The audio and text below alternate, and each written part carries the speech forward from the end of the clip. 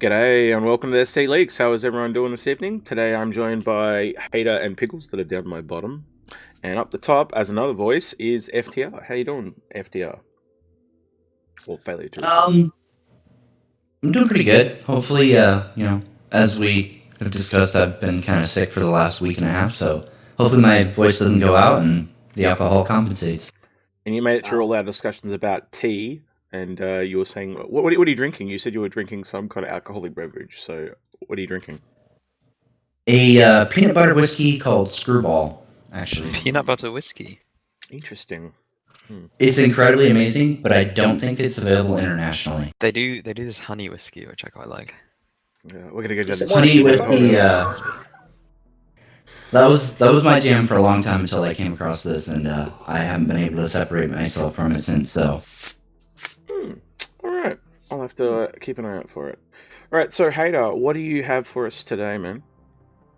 Well, it's not like I don't got anything too big. We're just gonna talk about the future. We're talk about the past. We're talk about the present.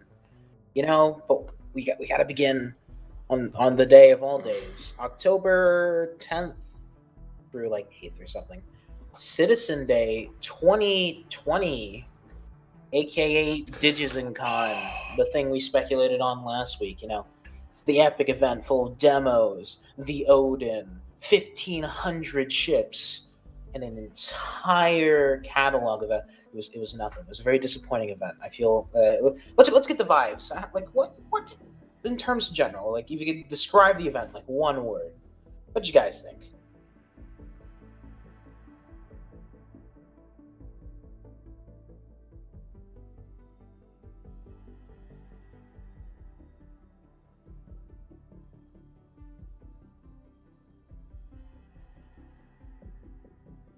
A double echo from Failure to Report, apparently, and I'm trying to fix it on the fly. Wait, we are? Yeah, in chat they're saying there's an echo when FTR talks, so I'm trying to fix it, but I'm trying to do it on the fly, so if you guys can talk for a bit, I'll try and fix it. Sorry. Okay.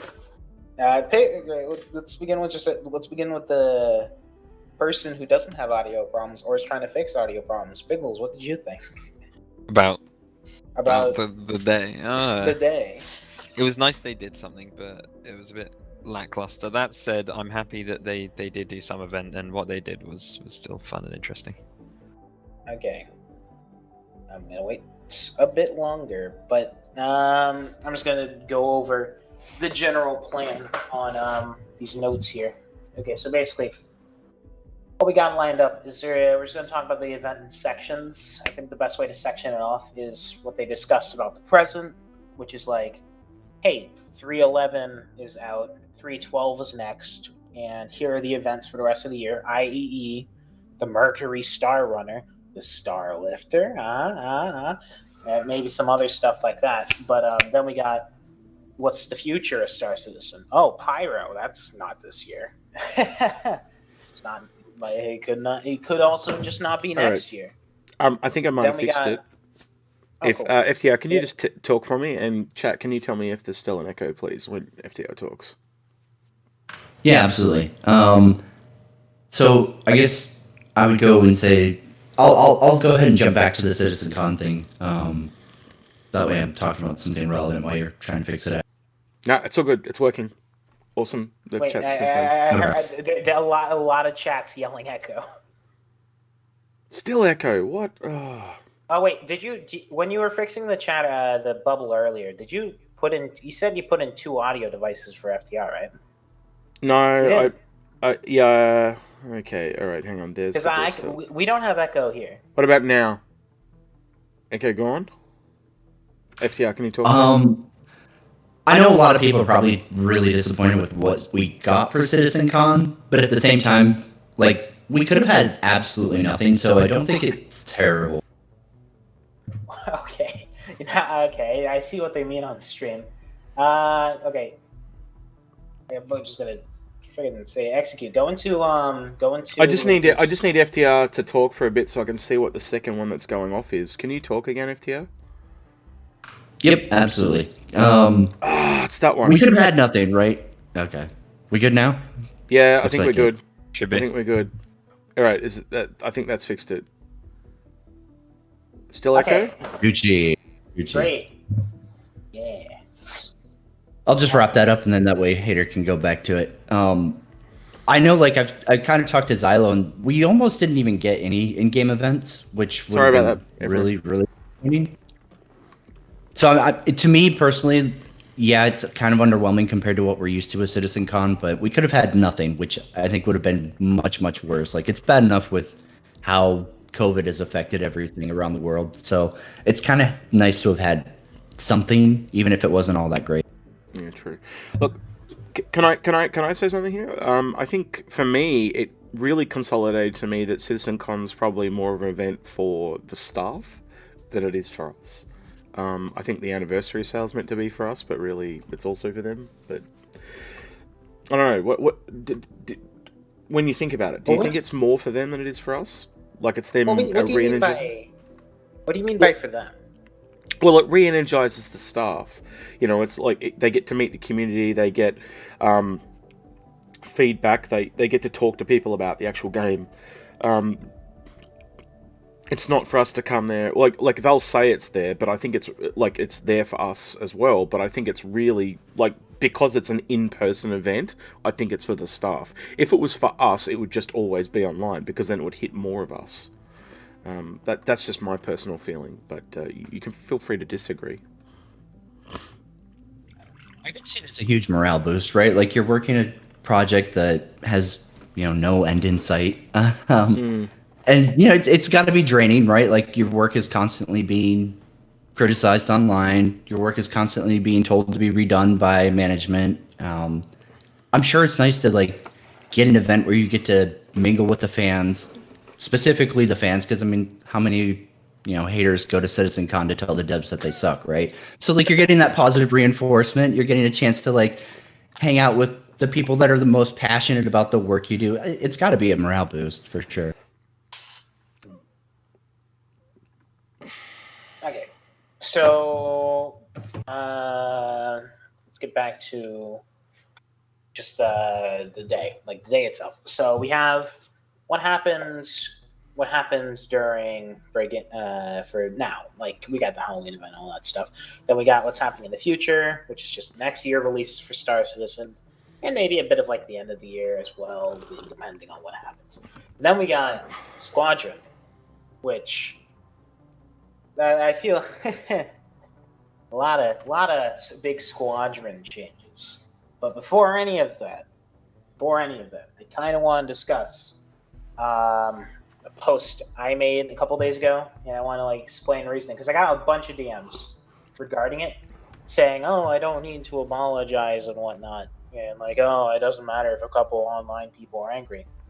Yeah, I made that post because I felt like shit. Here's the big thing that is probably going to change moving forward for how we like explain things and like leak things is that dates for now on, just whatever we say, oh, something's happening at the end of the year. It is never for sure. It is never like 100% happening until CIG releases it. Because I wouldn't say until CIG announces a release date, but I think everyone here knows that when CIG releases a release date, that's like a 50-50 shot at this point. But whenever you hear us say, because we're going to be talking about some dates later on, I've talked with some people internally, and they have some newer dates, but like they're still relatively optimistic. And I want to preface this because our last dates were also optimistic, but they were just blown out of the water in terms of actually making them. So whenever we discuss dates on this, like anywhere, even like a post on Leak News, a post anywhere, think of it as speculation. Because even the devs themselves don't know exactly when shit's happening. According to my sources, or at least how they've been wording stuff, the big Pyro delay happened around end of August, beginning of September. Like, this is relatively recent. It's also why I wasn't able to do a big deflect, is because not every dev knew either. Some devs found out day of Pyro's delay, quote unquote, on Citizen Day. Like, some devs found out the delay of Crusader when it was announced to the public. The devs are kind of like given a shit hand on dates sometimes. So I don't know. I know as well as a dev who might not know themselves. No one knows other than. Actually, I won't even say Chris Roberts knows. No one knows. But yeah, everything's worked out just about when it's going to release. Like, CIG doesn't plan for things to go out of a roadmap until final area. Like, yeah, do you think like devs don't know whether or not like 3.12 is going to lose half its features? It just happens. Sure, some people might know those features are about to go away, but like, not everyone in there knows when those features are going away, which is why I can't say, oh, this is going to happen at the end of the year. Like, push object, push pull still sounds pretty pie in the sky. Some people think it's going to happen. For like one person say, I don't think so. Like, it's stuff like that. I don't want to.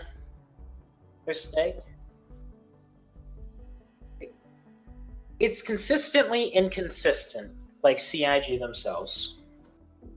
So dates take the giant grain of salt. Yeah. Execute, you're muted. I did mute myself because I was doing noisy stuff. Sorry, I just realized I had myself muted. Yeah, my bad. Yeah, I was literally just saying things like with the dates and stuff, that they mirror what CIG does with the dates, so you didn't miss too much anyway. FTR, what's your thoughts with dates around and speculation and stuff like that? Do you do much speculation yourself on your channel or not? No. I try to avoid it as much as possible. In the last 2 years, I think the motto we've kind of adopted over on my side of like the community is we'll believe it when we can touch it, right? Right. And that goes from like CIG release stuff, even leak stuff, which is no offense to you guys, but knowing that CIG can literally push something back at any moment, and you just never know, right? Like, I feel like it's a terrible idea to kind of like speculate on what we're going to get. I think it's a terrible idea to try to interpret the tea leaves of CIG, because you never know with them. They could completely revamp a major mechanic at the drop of a hat. Yep. It's just, you never know. I guess that's the nature of the risk we take doing what we do here on this channel. So yeah. But yeah, I as long as people are aware that with like what with Hater said, they can change things that even the devs themselves don't know until the last minute, which is kind of scary. They're keeping everyone out of the loop by the sounds of things. But so Hater, what's next on the agenda for today? Okay, do you want to go to the next one? we should just, well, I mean, we haven't really even begun yet. I just wanted, that was like a huge preface, and right. How far are we in now? Like 15 minutes. So let's actually get after Kickstarter, yeah. Yeah, let's just get right into it. So let's talk about Friday. We're just gonna go it's 2 days. So you're talking about Citizen Day or CitizenCon would have been day. All the Citizen Day of the events. So I'm just gonna go from Friday or freaking whenever the thing released all the way to like the ending, which is the big squadron stuff and like the community letter from Chris Roberts. So we're gonna be in like the easy softball stuff, and then we'll go on to the bigger news. So let's talk about Day of the Vara. Man, what are you guys' opinions on Day of the Vara? The big Halloween event. Like, I think there's like two big things to talk about, which is either the bear helmets or the big in-game event with the Vandal helmet. Let's start with the bear helmets then. We'll do both. So let's start about the bear helmets. What do you want to talk about them specifically? Well, I mean, like, yeah, I don't know. I felt like when that was revealed, it was like going to be some, this doesn't make sense in the Star Citizen universe or something. We did an episode about this, the in-game events and stuff, on Infrarunners yesterday. And long story short, the takeaway from it with the bear helmet specifically is I don't mind them being in a game for events, and if they're like, so every, like in World of Warcraft, like once a year you can wear them for like a month or whatever. If they're like that, I don't have a problem, because then they are like a Christmas hat is a Christmas hat, and you can still have them exclusive where you can't get them the next year and stuff. That's fine, but I wouldn't want someone wearing the bear hat all the time. I think it would be a little bit immersion breaking. I don't know about that you guys, but like, go ahead. Don't know. You finish. I'll talk after that. No, I pretty much had finished. That's fine. Alright. Well, on my player, I wear. Do you remember the Parasite replica helmet, the Dark Birth one from last year? I wear that pretty much permanently. So you'd be a bit gutted. So, but I don't have the same kind of problem I have with that problem as I do with the mascot one or the bear helmet, because it's so. It's definitely a little more ugly, but I don't think it's ugly. Yeah, I just think it's so pronounced, and like you can see it from miles away. It literally, and that's why I call it a mascot helmet, because that's what it looks like. It looks like if you had the suit to go with the body, you could literally be some kind of. I could see him out the front of a shop spinning a sign or whatever, like they do. It's just a little bit. I don't know. I've talked to a lot of people in the community, and they've echoed that to me. That it's just a little bit full on compared to some of the other helmets. Like at least the Parasite helmet at a distant passes for a normal helmet. Where the mascot one just doesn't. So, mate, I don't know. I think what's your take on that when it comes to helmets like that? Then is guess what I'm asking all of you. Should it be event specific, or do you want it to be? I guess in your case, Biggles, you want it to be open all the time. What? See, I'm not bothered. I think it's quite big, and it seems like it would be a bit obstructive at times. But overall, I don't really see a problem with people wearing it all the time if they think it works, it fits their player. So what I'm interpreting from your complaints is that the problem is that the bear helmet's too big. So yeah, I'm taking that as a proportions thing. So you're saying that we need like a whole bear mascot body armor to go with the helmet, and then it'll look normal. Yeah, I actually, believe it or not, I did actually say that to yesterday's game. Like the Vandal or the Benny Hedgehog helmets, you wouldn't have a problem wearing those year round. Well, they're a little bit more thematic, and they actually, especially the Benny Hedgehog one, it kind of really does fit in. The Vandal one, not so much. I think the Vandal one would fall into probably the same thing as the bear helmet. And someone in chat brought up a really interesting thing, though. The bear helmet, you paid money for. So that's the other thing. You wouldn't want to give access to someone. I think we will definitely see it all year. Yeah. Yep. Because you paid money. Yeah. But speaking of the other, go ahead. Mm-hmm. What's it? Because I don't want to. Yeah, I realize I don't want to spend 10 minutes on the bear helmet. That's all good. Let's talk about the first earnable, wearable piece of anything in Star Citizen. The Benny Hedgehog helmet, it's great. It's nice to get people sightseeing. Yeah. I mean, that's the real talking point, isn't it? Yeah, definitely not the surprisingly salt-based helmet that everyone's talking about for some. I honestly thought that the bear helmet would have been the salt point, not the Vandal helmet. I think it's because which my moderator's horse started the farming Discord for. Yeah, he did. No. Look, I'll give you guys my takeaway, and you guys can either shit on it or do whatever you want, and we'll go from there. But look, for me, they put it into the game, and I think having it at 50 kills, they knew people were going to cheese it. They picked combat because that is like the default type of action in this game. I also think that if they picture the event, if they're done the same helmet, and there were 3 ways to get it. You could do it by combat, mining, or cargo running. Now, I actually reckon that event would have gone absolutely off like the clappers, because you would have had so many people in the game interacting across all that emergent gameplay. It would have been insane. But I think they kept it just to combat, because that's the most basic thing that you can keep it to. I mean, you got Go your ahead. combat helmet, and you got your exploration helmet. Yeah, that's true. I'll give you that. I didn't really think of it as an exploration helmet until you kind of said it like that. But yeah, I would agree. But you would also say the exploration helmet is far easier to get. Like, if they'd made it so you had to go to 50 different locations to get that helmet, how would you have felt then? And also, if you're a mail truck driver in real life, the third helmet is a delivery helmet, because you make the money and you buy the helmet. So really, you do got your cargo running helmet, you got your freaking exploration helmet, and you got your combat helmet. I think you're missing my point. Sorry, FTO? Oh, I was just saying, hot take. That's a hot take. Yeah. But yeah, for me, I think next time around they need to do something for it, because a lot of people, like, I think a lot of this is the two sides where they conflict, right? You've got the people that are the purist and want you to do the 50 kills the legit way, and then you have the other side, people that don't P versus P, people that don't ever fly a Gladius, and they just want to get the helmet because it's the first time ever.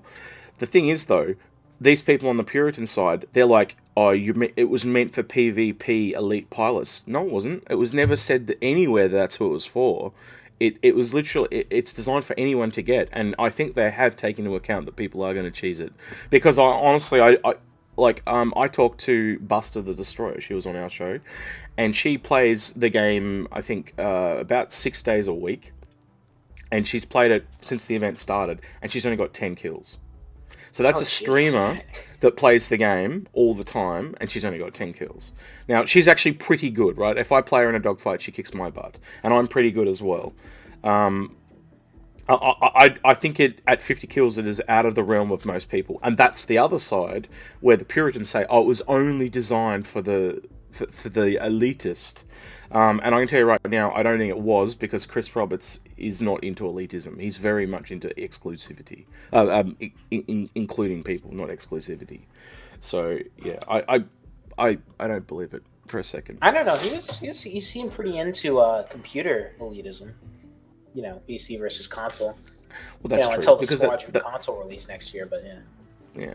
I'm joking. That was a joke. No. I think you hit it on the head. The problem is it's an issue of the elitism mentality, right? And like, I come from somebody who their main background in Star Citizen up until 3.7 or something around there was strictly combat. I never did hauling, really. I never did mining outside of needing to do a review video.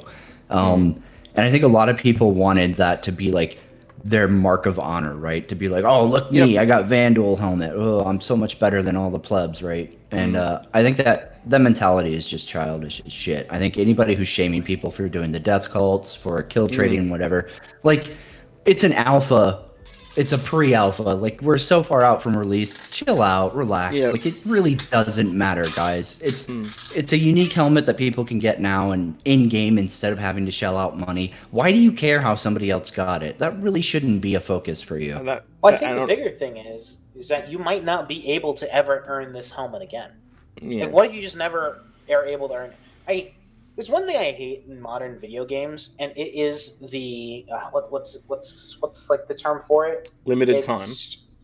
Like, it's limited time items. It's called it's like the fear of missing out.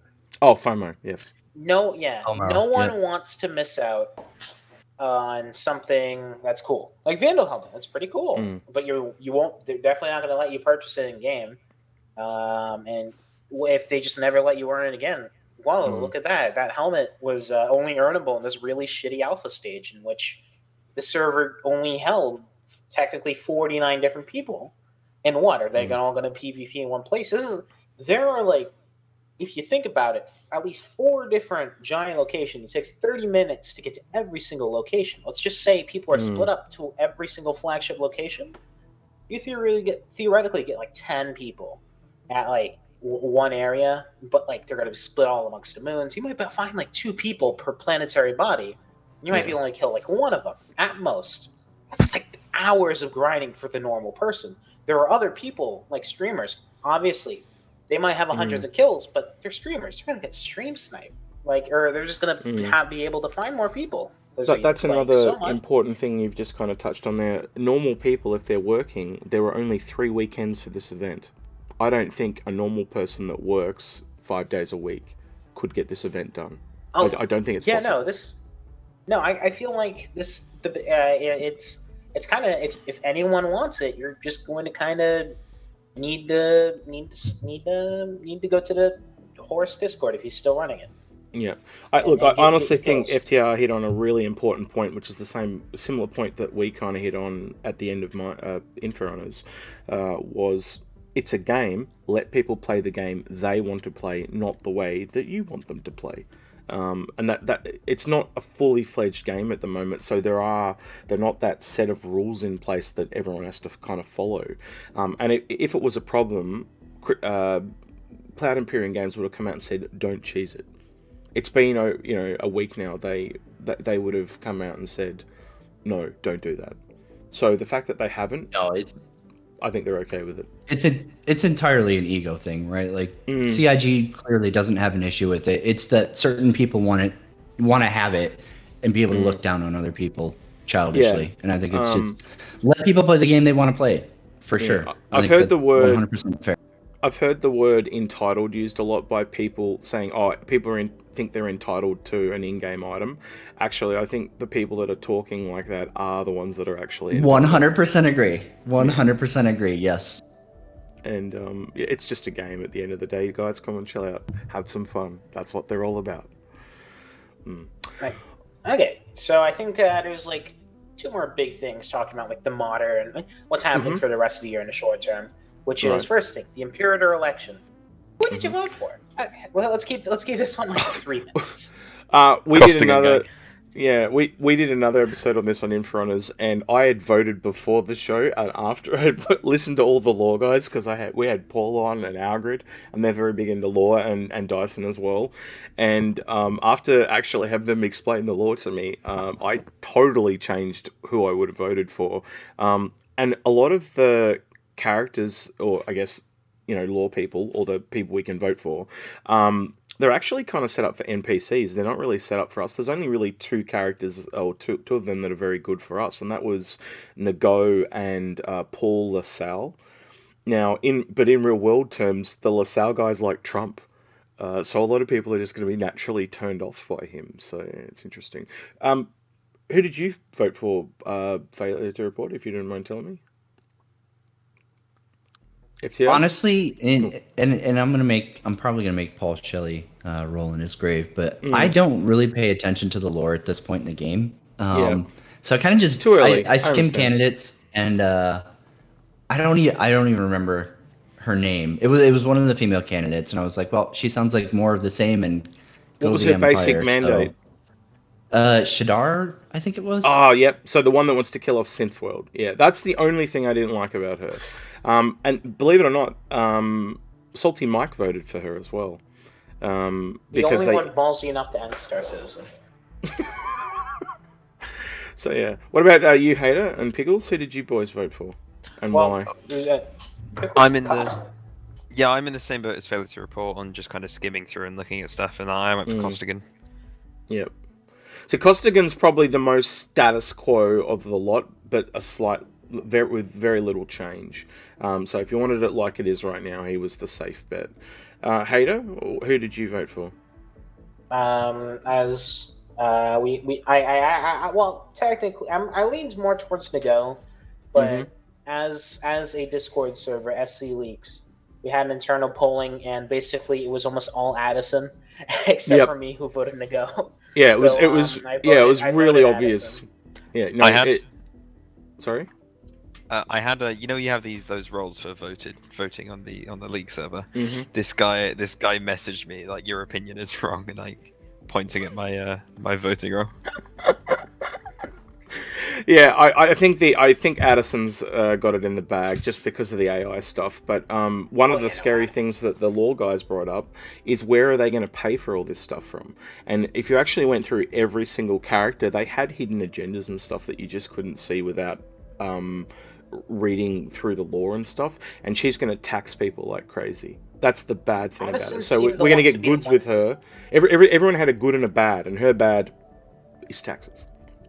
So Addison seemed to be the only one who wasn't a complete cunt, so I went Addison. Yeah. Because like the Ghost had some iffy stuff with her. Like I feel Addison was also just the one who was like the least controversial. The she was thing the that's safest bet.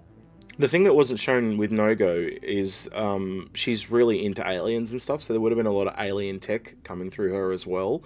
And the only downside to her, it's depending how you see it, was moving it from Terra, from Soul to Terra. Downside?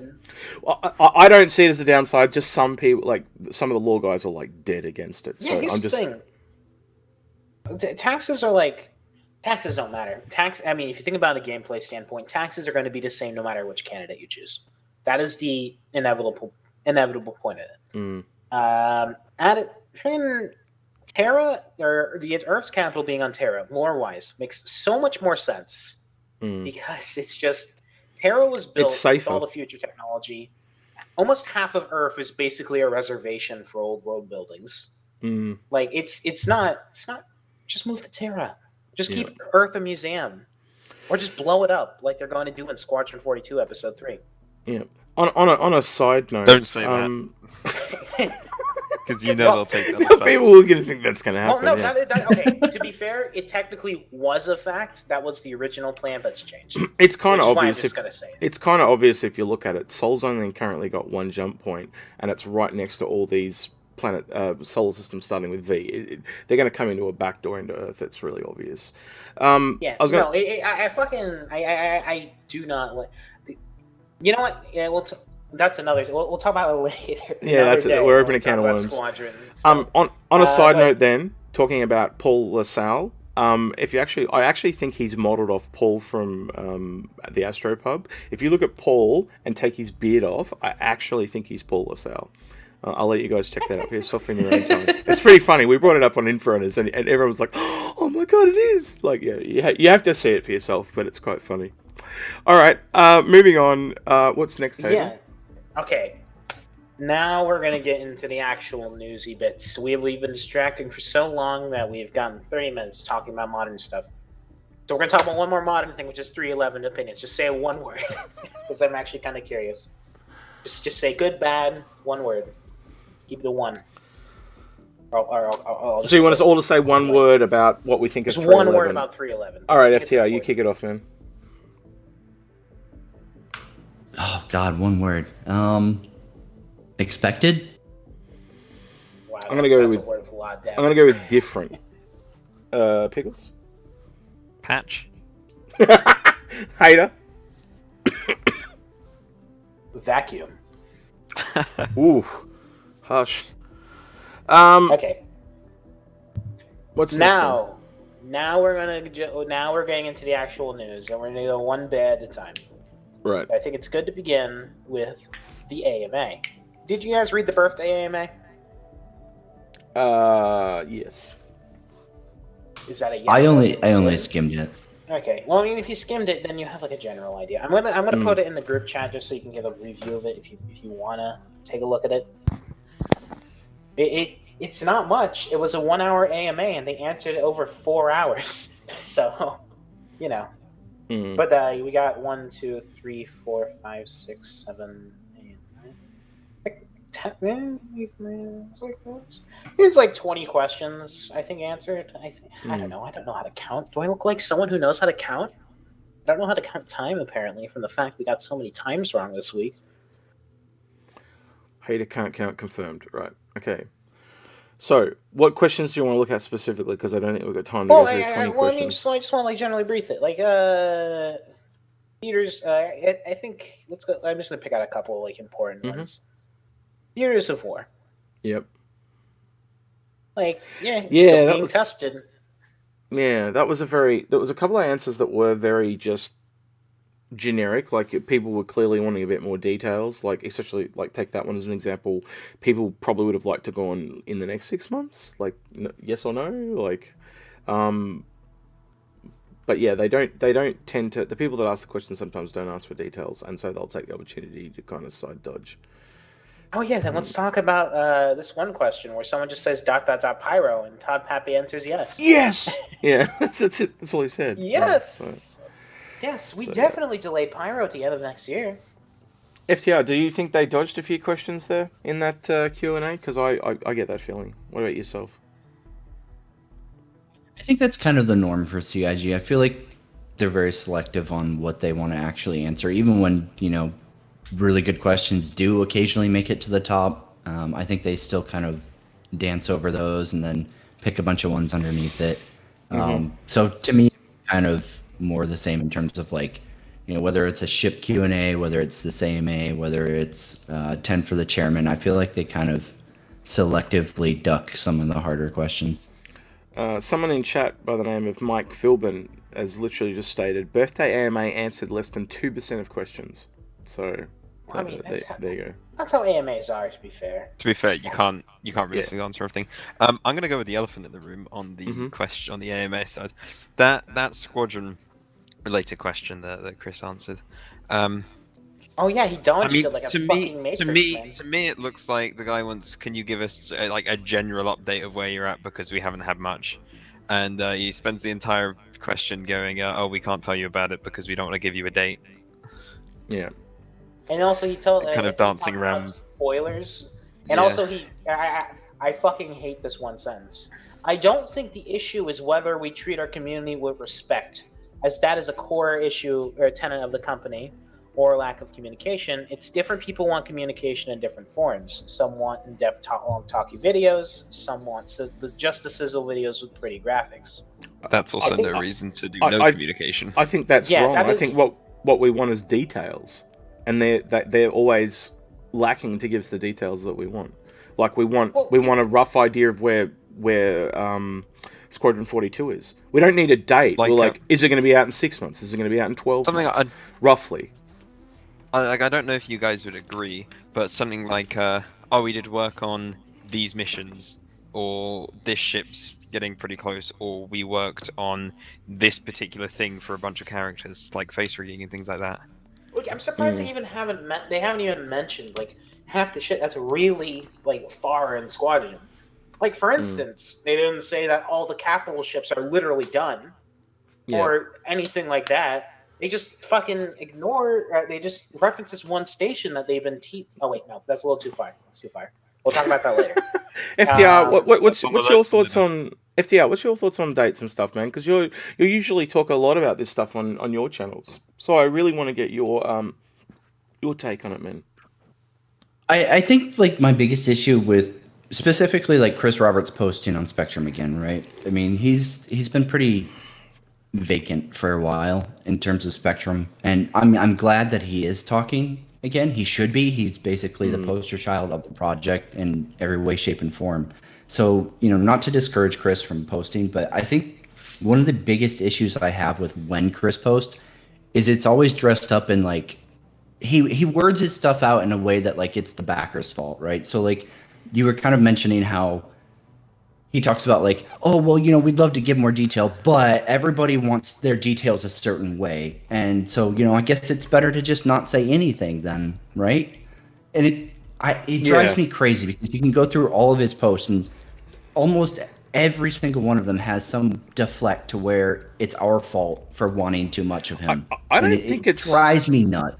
I don't think it's necessarily 100% our fault either. I think a lot of press shit on Cloud Imperium like every chance they get because and a really simple way to look at it is you get something like EA that has hundreds of games, and if you piss them off with one game, they won't give you other games to review. You've got Cloud Imperium, they got one game, they don't give a shit because if they shit on you, they can just keep shitting on you for free. I agree. I think they're just kind of different there. I think the press kind of. I don't get this press hate. Like, sure. I mean, if you look at it from an outsider's perspective, no matter what, you have to be an insider looking in. And you have to. Yeah. I don't think it's fair for people to say it's unfair that you don't know enough about Star Citizen to have to have an opinion on it. Well, whose fault is that? They don't share it with us for us to know. I mean, no, I'm talking about like press and like shitting on Star Yeah. Citizen. Oh, yeah, that's what I'm I saying. think Like, that I agree with you, Hader. I was just going to say, any real life people that play this game, so to speak, if you have a friend, so I'm going to take my friend as an example, if I ever try to talk about Citizen, they just say scam and start talking me down and all that. If you are But they're not not in the wrong. know and follow this game, the way the press have treated this game, it is very clearly they have sent a very negative message to what I'd call normies. They're not wrong. Yeah. Here's the thing: I never get why people say the press are wrong. They're never wrong on like the fact that this is a highly delayed game. There is definitely a management problem. Like as I just said earlier, Mm-hmm. Squadron, or a bunch of these dates and delays were either not announced to the devs before the community stuff, or Right. was done about a month before the community stuff. Like, Pyro was planned for the end of this year in that split release form for months, like quarters, or maybe even an entire year. I forgot exactly when I was told, but it was for a while. Yeah. Well, that is the kind of nature of development, though. Things are almost like they're constantly in an R&D phase where you kind of don't know, you know, you're best guessing where everything's going to be laid out, and they've explained this several times, why things are like that. But the thing is, I think what I'm going to kind of say is we used to be in open development. I don't think we are anymore, and I think I 100% agree. yeah, I think they have kind of gone, we tried it, but there is too many people that are backseat developing and don't understand how it works that they've just recoiled. And now that's why you don't see CR talking anymore, because you know, I don't know whether there are people internally stopping him from talking, but I'm just saying from an outside perspective, he doesn't talk as much as he used to, because he used to be really passionate about it and give dates and talk about new features he wanted to do, and then it was all seen as feature creep and all this stuff. So he's been burned by us, the press, and you know, history is a great teacher. He's been burned by himself. Yes, but he's learning. He's like anyone. Anyone learns from their mistakes. That's what I'm trying to say. They've tried things in that open development format, and because of that, go ahead. He continues to make the mistakes. Like the only difference is now that now instead of having a bit of something that might be wrong or might be right, now we got a lot of nothing, which I think is actually worse than a bit of wrong. I would kind of agree to that, but you understand why he's doing it, though. It's also understanding why they're doing it the way they're doing it. You know, we obviously want more information, but because they've got to the point now that they've been so burned that anytime they give a date, that's why they don't want to give a date for Squadron 42. It's so obvious. But the other thing about just Squadron 42 specifically is every good game that says it'll be done when it's done is usually really damn good. And I'm talking about things like Halo, Doom, and all that, or, you know, Valve, all the games they did, all the big games that you can think of in the last 20 years. They were always a when it's done mentality. So well, I think this falls in the same basket. Sorry, go ahead. Well, then we have the stuff that they like, the small scale stuff. Like they might not give dates on some stuff, but the stuff they do give dates on just keeps falling back, and some people just specifically pledge for that stuff. Like, oh, cool. Like, some people saw like push and pull and like server stuff, theaters of war, a bunch of stuff like that. Like, it was teased for this year. Like, Pyro was teased for this year. It was only announced to be, like, not this year, like, a couple days ago. Pickles. It could have been announced for its split release months ago. It could have been announced for its delay a month ago. It could have been announced. Everything... All right, well, let's talk about it. You've brought up a really important point, but I get this feeling, and you correct me if I'm wrong here, Pickles, because I'm going to ask you because you're more technical minded than any of us here. Is all this stuff that we've been hearing about, things like iCache and server meshing, etc., is that this really big thing that's like a damn wall that's holding all this stuff back? Because that's the mentality I'm getting.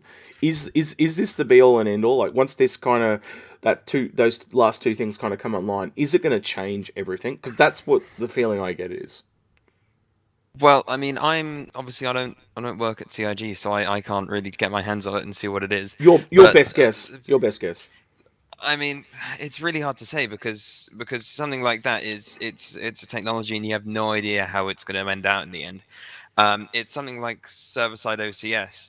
I mean, I was always of the opinion of, it'll be a little bit of an improvement, but it won't be that huge. But a lot of people are lauding it as this holy grail of everything will be perfect when it comes out, and it's not like that. And there's no one tech that will be. I don't think it'll be perfect, but I think it is holding everything back. But there is never one specific piece of technology or part of a project that is the holy grail that makes everything work. Now, that's not to say it isn't a big step in the right direction to help, but it's definitely not a be-all end-all. Okay. I would agree with Pickles, right? Like, how many times have there's been a tech milestone that CIG has hyped up for and been like, hey, this is going to revolutionize everything. Yes. And then, like server-side OCS or client-side OCS, we get it. And it is an improvement for sure. I mean, when we got OCS, it changed the game from completely unplayable for me to what I was right back to where we were before 3.0, right? Like, my frames were smooth. I could play the game again. So I think iCache, server meshing, those things will help, but I don't think it's going to be some, I hate to use the term, but Jesus patch, right? That's going to just magically revolutionize Star Citizen for everybody, and now all the good things can come, right? I think it's going to be, they'll release iCache, they'll release server meshing, and it's going to be more of what we've had, right? Like iterating to get it fine-tuned, iterating to find out how it actually works within the game, and going from there. So I think people definitely need to temper expectations on iCache and server meshing and be prepared for these things to come online, and they're not going to be the Jesus patch. They're going to be a stepping stone, just as everything else has been in this project. You just stole what I was going to say. Someone in chat, that Lucky 13 guy, literally said managing expectations. That is in 100% nutshell. But I think managing expectations comes with communication, and that kind of comes back to kind of what you were saying, Pickles. Yeah. Well, an example of that is not to draw comparisons, and obviously there were problems, but No Man's Sky, for example, there was a huge lack of communication. And I'm not saying they delivered on all their promises, because they didn't, but that huge lack of communication leads people to think of it in their head and go, "Oh, this is amazing, this is going to be great," and they fill in the gaps on their own. It's the same problem of like you like to talk about a lot when people speculate on their own, they fill in the gaps themselves. Yep. So you actually need that stream of information to go, these are the facts, manage your expectations on that. Well, I don't know if you've ever seen a couple episodes we did on Inforunners. There's a really, one I'm particularly proud of is Cloud Imperium's Blindside that we did, and in that we actually talk about specifically what you said just there, that they need to communicate better so people are not left guessing. And one of the things we talked about specifically is they need to get more community liaisons. Disco Lando is really great, but no one person can appeal to everyone. And so I think they need to have multiple hosts, and I think they need to have them, different genders, different types of people, young and old, and things like that. And I think they need to start communicating. Well, put it this way, FTR, what was it? 3.8 million in 2018 for subscriptions. I don't think we got $3.8 million worth of content, and I think they could afford to get one or two more hosts. I don't know who they are. Hell, even if they just talk to content creators, because content creators like streamers as an example, or YouTubers, you have to have the finger on your pulse of your community, or they leave. It's that simple. If you don't understand your clientele, so to speak, they move on to another content creator to get it from where they need it from. Even this channel specifically, Hater, you would admit, because of the need for information, leaks have been extremely popular. Would you agree with that, Hater? Like, with that mentality or not? Well, yeah, but I think a big part of it is that it's not. You know what? Another time, because I have some opinions on why it's happened, and that's like its own other thing. Okay. If you don't talk about it, but okay. I also just want to, because we've kind of veered off the AMA itself and talked about perspectives on like how communications work, and I think we need to.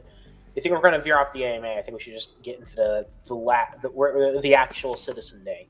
We've now moved on one more day to actually, now it's Saturday, aka Sunday for Execute. Now it's time to talk about both the letter for the chairman and the Squadron 42 videos. I think it's best to I should ask before this. Have you guys watched either the Squadron 42 videos with Yes. Ness, as in there's two of them, and Yeah, I actually got a lot more from the intro one. The 16-minute one had way more information in it. But did you read the letter for the chairman? Because I feel like it's very important that you read that one. Yes, I did. Okay, in fact, that one's way bigger than the. I think because I want to begin with the letter for the chairman. Okay, go for it. But like, I just want to make sure because like the chairman letter is definitely. It definitely gets into the crux of what we were speaking about earlier, and like expectations, dates, and all that stuff, and then like how the community works. And also, before that, I just want to. Oh, this one guy who keeps talking in this Twitch chat, Job Cop. Yeah, man. Look, I know we've definitely because I also want to talk about how we talk about our expectations and whatnot. And how I think SC Leaks is a part of that. Of course, we change how expectations are. I've been giving some really optimistic expectations for the last couple months, and it's definitely become less optimistic over the last couple days. Yeah, for sure.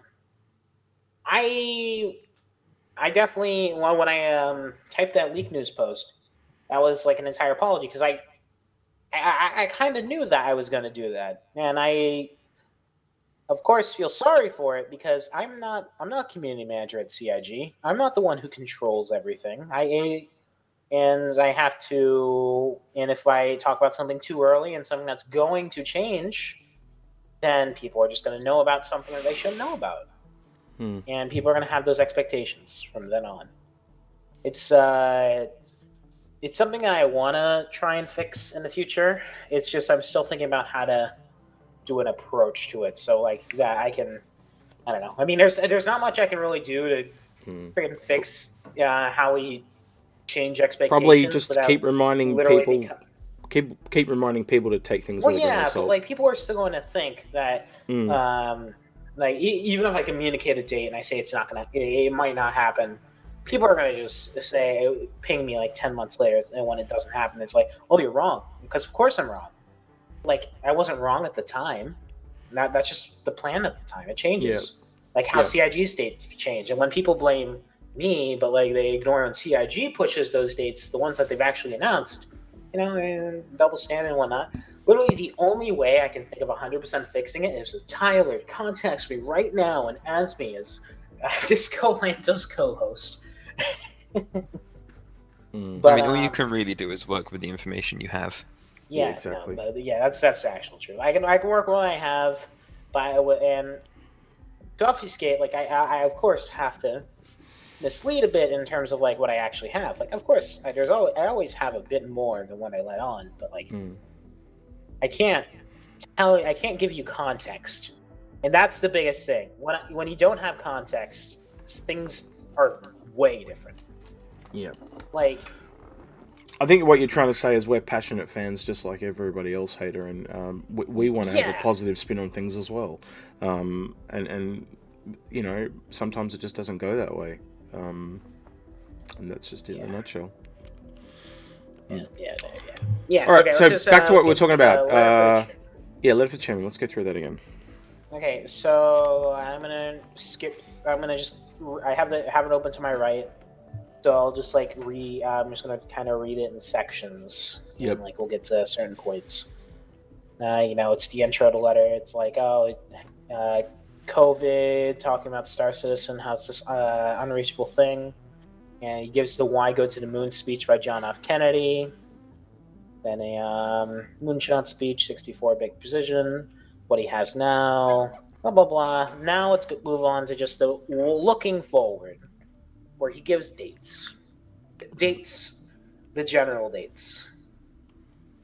And did you guys expect these dates? Where we get to the looking forward part. Like physical inventory, iCache, a bunch of that. It seems like Q2 of next year is when they're planning their pie in the sky version of iCache, where you drop your item They said stars at CitizenCon last year, not this year. Last year, he said that it should be, it'll be a year or more, and so clearly it's been more than a year. So I was expecting a delay to quarter, maybe quarter one, but they've said quarter two. But then I hear people say, well, they've said that with dates before, so it'll probably be the end of next year. That would be bad. But again, it's always their best guess, and they're pretty. Everyone's pretty bad at guessing. Like, it's just human nature. You're always optimistic in your guessing. That's why he says hoping and not promising. Look at Back to the Future. There's a really good example. They reckon by 2015 we'd all have tie-up shoes and flying cars and all that stuff. There's a really good example. Yeah. Hey, you do have hoverboards, tie-up shoes, and yeah, but not actual. Oh, really? Flying cars? Really? Really? You go to Dubai. It's just not worth having flying cars. I think some people have them, just not general populace, right? Yeah. Why would the general populace have flying cars? That's the big issue with Back to the Future. It's kind of dumb. Oh, the jacket that dries itself. There you go. There's one that we don't have. And that adjusts its own sleeves. See? We don't have that. There we go. What were the clothes as well that changed? That just fit. They have that too. Mm-hmm. Okay, so so iCache Q2 next year. I mean, I'm guessing people expected it, right? Like, you can drop your coffee cup on a planet and it will stay there a month later. That's the type of iCache they're saying is going to be the first release of next year, or the first release of iCache, like all that stuff. Mm-hmm. Kind of piling it together. I have major concerns with that, though. Oh, right? No. So, like, there is a backlog of stuff that will just automatically happen. Like, where does that data stored? Where do you keep the fact that you dropped the fucking coffee cup in a random forest on, like, Microtech? And you store out servers? Like, how many coffee cups can I put there? Exactly, right? So, like, not even from, like, the technical standpoint. Like, I look at iCache from, like, the player standpoint, right? Chris talks about, like, putting a coffee cup down in a forest, and some other player could come across that forest, like, a week later and come across your coffee cup. All right, what was the first thing that happened when Pico came live in Microtech? Mm-hmm. Yeah, people went nuts with the Picos. So, how does the server handle that, right? Like, people placing random shit everywhere, right? Like, how is the server going to clean that up? Because, like, how does it know what's, like, random people trolling and, just being stupid with the server and creating extra load for it versus, like, oh, this is an important thing that somebody's putting down and, like, they might want to come back for it. That's not a hard thing to... Hang on, that's not that hard of a thing to do. If there's X number of a particular thing in a space like that, you can write a code for that goes, oh, okay, there's too many of the same thing here. We can limit it to X number, so you can go. Well, but then, like, what is the definition of here? And what's the definition of like valuable things, right? Like, well, here is a coordinate. Shit there. So right. It's so you the game's done with object containers, so you can say it's in this container and in this grid location within this container, and it's on this rotation. Done. That's one coffee cup. If there's 100 coffee cups, it can go, well, we're going to limit you to 10 coffee cups in a small area, and so if you go over that, it just removes the first 90 that were placed, and it only shows the last 10. How many areas could you have on a planet? And then how many servers could you have on, like, how many like areas can you have? Like, you're going to have, say they have 50 areas per planet. Mm-hmm. Like, that is a small number for a giant planet. But, like, you have 50 areas.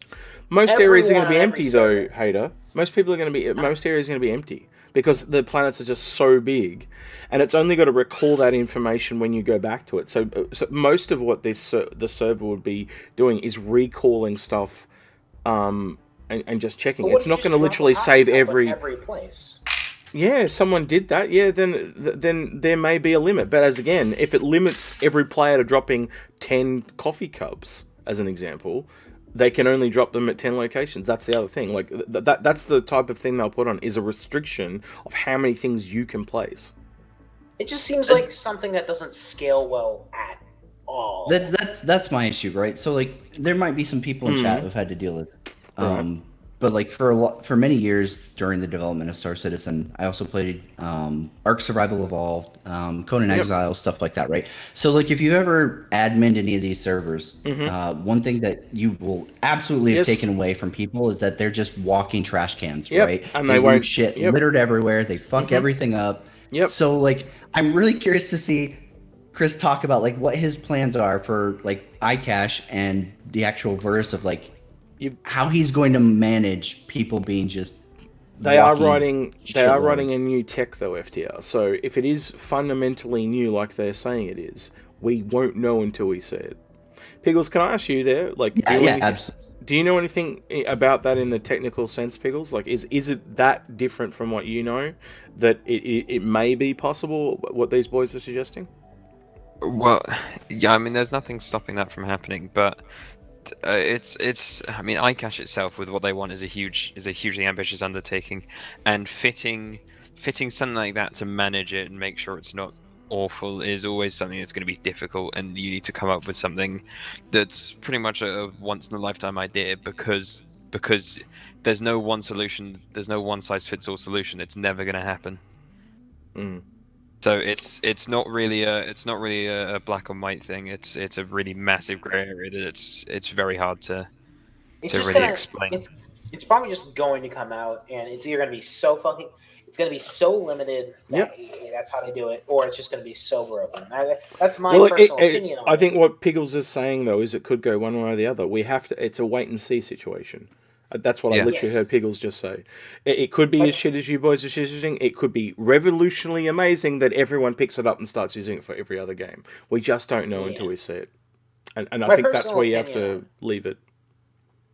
My personal opinion on it is that what's going to happen is that it's going to come with those homesteads that they've been teasing out. They'll be able to buy one or maybe place one and whatnot. Maybe some basic home crafting thing, or just you'd be able to place one. You'll be able to place your ship on a planet, and you'll be able to customize the inside of your ship. Apart from that, nothing. Like, you won't be able to place a coffee cup on a planet. At the very most, you'll be able to place designated items, of which they'll probably give like a definition list. It'll probably be like some serious cargo stuff, like hard limits, and then you got the one meme item. So it's probably going to be the whale from Crusader. Yes. So, we are speculating here, 100%. Sorry, someone's just running in. That's hard speculation. I mean, that's all you can do, though, right? Because we have no idea, and that's not entirely our fault, right? That's a little bit CIG, a little bit unknown tech, and how it's going to actually interact with the game. Like, you really can't tell. It's not ready yet. It's not been 100% planned yet. So yeah, they've told us. I mean, it kind of has, but like it's not made yet. That's what I mean. But they have told us what they plan for it to do, as in how it will work. But that's about it, and hopefully they can get there. I think that's kind of where we'll leave that then, unless you want to add more. And then now we can move on to server meshing. Next year, after iCache, which comes with Pyro. You know. So Pyro is not next year, probably. If iCache is delayed any more than 1 quarter. And that's about it. I think that's kind of like the entire thing covered. Like, iCache. Yep. Right? He's kind of teasing like the fact that they might expand. It might be like the semi-dynamic type first. Like, you won't. It will not be limited to only 2 systems. It'll kind of be like a couple areas in the system as well. They're going to expand the player limit with it. But I don't know what's him being pie in the sky and what's him being actually like looking at the tech and saying, this is our plan for first release. Because it's like, let me count. 1, 2, 3 sentences. 4 sentences. 4 whole sentences on it. Then we got the last one, Quantum. The thing with the verse Tony Zervik. looker. Tony Zervik. What it's not matter, or it's not going to be nice. What? Sorry, what was that? It's not going to be what? Like, do you think that's going to really change things? This supply demands active AI in the background. Pickles, I'll let you answer this because we've been playing Eco, and I think you and I both came to the conclusion after playing Eco, having AI in the background is going to be bloody amazing. I'll let you talk about it.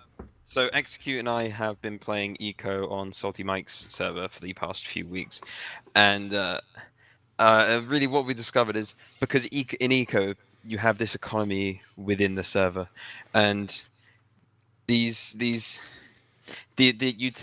that supply and demand would really dictate what everyone did throughout the entire life of the server. I mean, it's started to die recently, but we're still going strong. We enjoy it.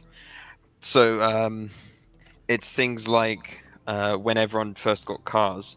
So there are a lot of people driving around cars, and as a result, Execute and I both went out and mined a bunch of coal to power these steam cars, and sold it all. And in doing that, we massively increased the supply, lowered the demand, and the price of coal went way down.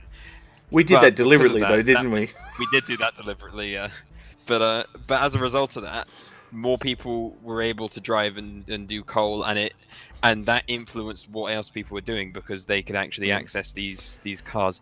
So that economy background has a big effect on what people do and what they can do.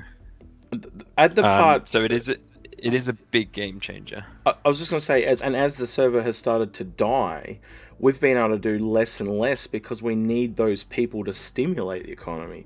And so because if there'd been AI that were playing the game, we could still keep playing. And that's why I think Quantum or Quanta is going to be really important, because if you're in a system that there's nobody else in, so I don't know, pick a solar system, you can still play because if there's no other players around you can still play the game. And I think that's a fundamental big thing. Like I realized very quickly how important Quantum's going to be to Star System. It's going to make a huge difference. Yeah. Like, say for example, there's this one port in the middle of nowhere, and you have no reason to go there other than the fact that AI has something going to him from there, this Quanta. So no one would ever go there or bother seeing any of this if that didn't exist. Plus, you also have that in the gameplay, because what's the point of having missions? I mean, you can't have missions if there's nothing to back up those missions. Why bring 5 units of Laranite to Crusader if they don't need it? No, 100%. Yeah. Okay, so let's just move on, because like he's talking now. Let's move on to this little section where he goes on talking about, Squadron Star Citizen already has a bunch of professions: exploration, hauling, trading, mercenary, outlaw, bounty hunting, and mining. Mm-hmm. Yeah, with big plans for other professions. Can I just stop you for 1 second, because someone's asking in chat. FTR, what do you have to say about Quantum or Quanta?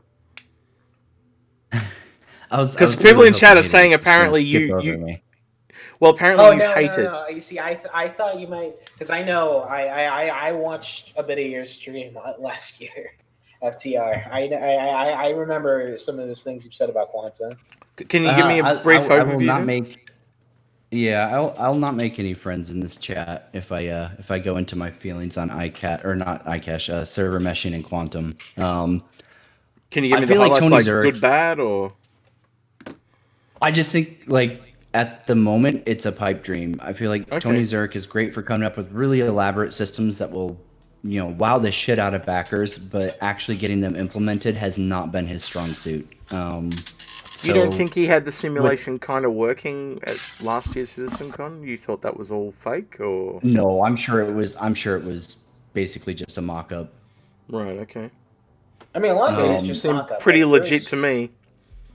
Well, that stuff is very mock-up. Like, a lot it's legit in the way that it's connected to actual data, Mm-hmm. but like it can't do anything else but be connected. I think it's a great example, but it's not implemented in Star Citizen still a year later, and it probably Might not be next year either. But wouldn't I it don't be know. held up? Quanta is the only thing Wouldn't it- without like an actual date. I should know. But wouldn't that. it be held up by other things like server meshing and stuff like that as well? Because you need the networking code. That's the thing to me that's holding everything back. Is that there's But just... they already supposedly have the trade economy working across multiple servers, right? So why wouldn't that be possible also? I don't know. Piggles, you got an answer to that? I mean, I don't see any reason that would affect the implementation of Quanta, because Quanta, at least in my mind, I don't know how they've actually done it.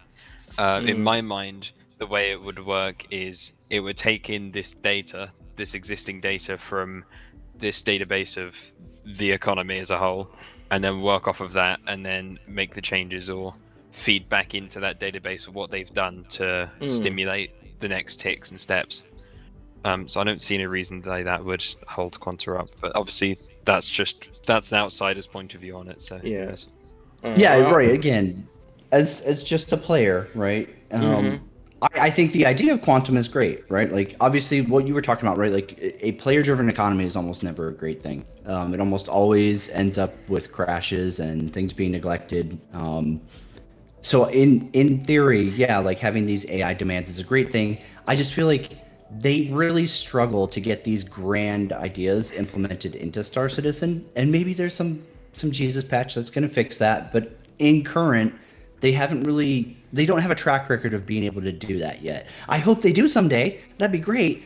But at the moment, they're just not really there. And maybe there is something that's coming that will allow them to start putting all of these great Tony Z ideas into the game. And I would love to see that because it means I get a better space game, right? For sure, I'm all for it. I'm just going to be skeptical until they can start doing these kind of things, until they can start delivering on these really big, grand ideas. Yeah.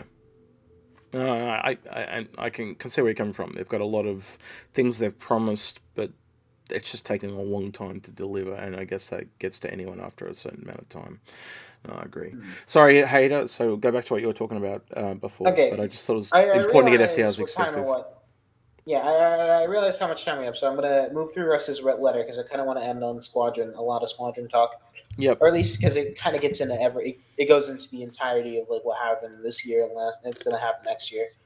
But okay, so they're saying they're not really gonna work on any like big new professions. They want to, but it's some stuff that they wanna polish current ones. It's their entire thing on like the new player experience team. Yep. Basically, they say the big ones that they want to improve is cargo, piracy, and bounty hunting. To fully round them out. In my opinion, what he's basically communicating is that bounty hunting is going to get some stuff on the side. I'm not 100% sure what it's going to be. I'm pretty sure it's going to just be some stuff relating to how people die and how people might be able to live through death. Like, oh, you get shot, now you're in a down state. You can drag them to your ship, put them in the colorless blue pod, boom. You got your bounty hunting. But cargo and piracy, it kind of is phrased this entire sentence kind of hints towards the fact that a lot of that late year stuff for cargo, because the push-pull stuff, They did mention that, didn't they? Big cargo. That stuff is right next to a huge rework of how cargo is going to work. Like, it's going to remove the idea of a quick plate of a static cargo box. Or it's going to start to remove it and make it more possible for you to blow up a ship and actually, want to get those boxes. They want to make it so it's not a shit system.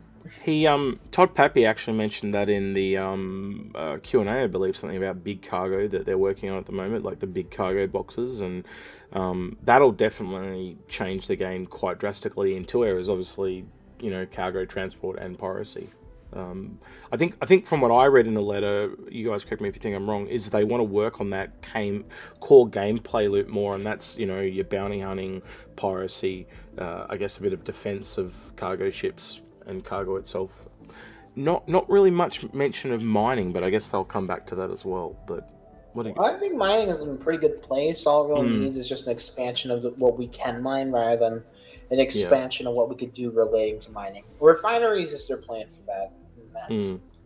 And that's like almost 100% coming at the end of the year. So Yep. it's not really Okay. too much of a worry to mention. Okay. And I think that's a good thing, right? Kind of like going back to the letter to the chairman. I know a lot of people will be disappointed with this, and at some level I'm a little bit disappointed, but Yeah.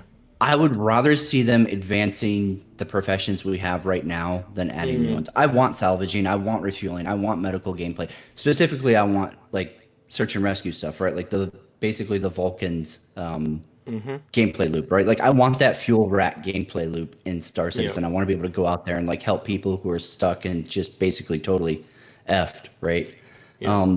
But I think it's a smart move, and if Chris actually does it, and this isn't just basically like fluff to cover up for how far behind they are on other core gameplay, if they actually do improve cargo, getting us finally multiple size SCU boxes for cargo hauling, getting the cargo deck online and actually functional and not just kind of like a prop to where like you're coming there with hopefully our hull C's, hull D's, whatever, and unloading and loading and whatnot.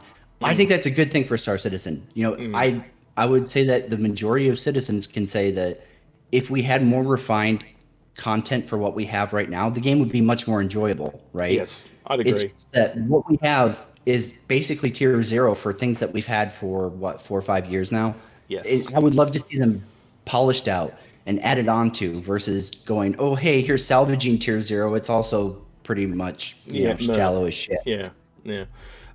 I think like they have that groundwork with the stations, and I think that is hopefully a step in the right direction. It's like a lot of people complain about it in 3.11 just being these rooms that you go to that do nothing, but at least the rooms are there now, so now they can start adding the actual content too. So I hope that is the first step in that direction, and I think you'll be right. I think when the big cargo comes online, it's a step up from the tier 0. Maybe we'll get to tier 1 eventually, hopefully. And that's the thing too. And I don't know if I'm using the correct word because I'm a couple glasses in now, but I feel like that's the metaphor for Star Citizen, right? There's enough there for the game to be really good. It's just that what we have is so rough and so janky that it's hard to fully appreciate it as like a fleshed out game. But Chris is kind of like half right, half wrong when he says like, oh well, we have all these professions and it makes us the greatest space game ever, right? And I would say if they were functioning smoothly, if the servers were reliable, I would kind of even agree with Chris, right? And most people in chat probably know what an ass I am towards him, right? Yeah. So like the fact that I'm like, yeah, I would agree with Chris. If the game was functioning and the systems that we have right now were built out, that even goes to Crusader, right? Like Pyro sounds cool and it looks amazing, but like I wouldn't even care about getting Pyro next year if Crusader was built out more, if we had more of a like fluid and alive universe in Crusader, right? Like actual AI traffic driving around doing its own thing. We had core gameplay like mining, cargo hauling, bounty hunting and stuff like that more fleshed out and more built up. I would be fine with that. That would be a game I would play for a couple years while they add on to it in the background. Yeah. No, I get you. All right. What's next, Hayden? Let's get to the last bit of this. What? I just asked what's next. That's all I said. Sorry. Oh, yeah. Sorry, I thought I had something else. Okay, let's get to this last bit of the letter because that's actually important because I feel like everything in the Squadron 42 section of the letter is kind of also in the briefing room. So we'll get to that when we get to that. But basically, the roadmap. Yeah.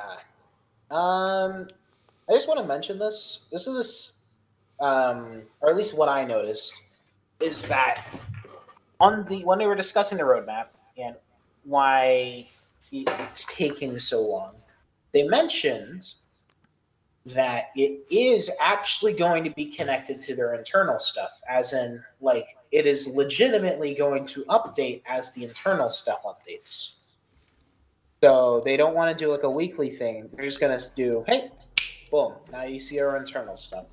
Which lends to the fact that the stuff I heard earlier in the year, in which they've spent a lot of the early part of the year, like fucking like Q2, flagging stuff for whether or not it should be public in this roadmap kind of system. Now, I thought... Hater, just a quick question. Someone mentioned in chat, is it an interface to Jira? Is that another way to look at it? Oh, I have no fucking clue. maybe, probably. I don't know. Well, it sounds what you're describing sounds like that. Guys. Right? I don't got any people. I've got an analogy. Think about when you talk to a database, you can put stuff into it with a form and you can get stuff out with a report. It's a bit like a report where you can pick and choose what you get and just represent that. Oh, okay. So they can limit what information we see in the report. Okay, Yeah. I think I get it. Yeah, okay, makes sense. All right. All right, sorry, Hader, to interrupt you. Okay. Yeah, but I think we finally went over it. Like, do you think this roadmap's taking a shit ton of time, but it's going to be worth it. Like, I honestly, this is like the one thing that I can kind of not fault CIG on, because it's a big thing to fuck up if they fuck it up. Yeah. But it will essentially make it. This might be the thing. This is like the one thing I would say makes it so I don't have to talk about dates anymore. Because if they do it correctly, and if it's actually like exactly what they see internally, which I'm willing to verify once it's out, we probably won't even talk about dates anymore. It's just all there. Boom, you can see what's there.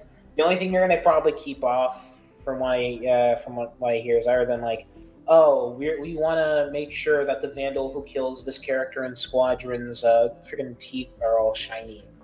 Like you're gonna like, I don't know exactly what the sprints are gonna look like, or how detailed it's going to be. So I don't want to make too much speculation on exactly what's gonna look like. But if they do it wrong, it's going to be more of a fuck up on spoilers rather than a fuck up on date reveals.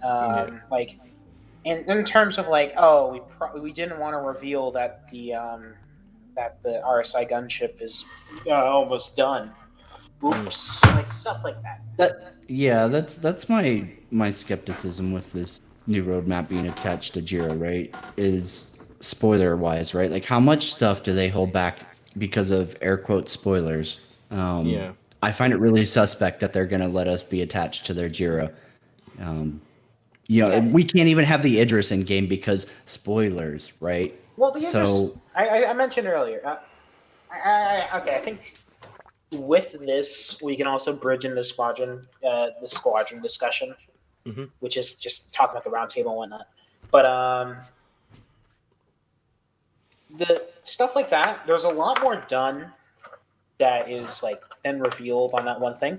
Like I don't know why they're talking about this one fucking station that like they have shown about 15 times this year. Like, who gives a shit?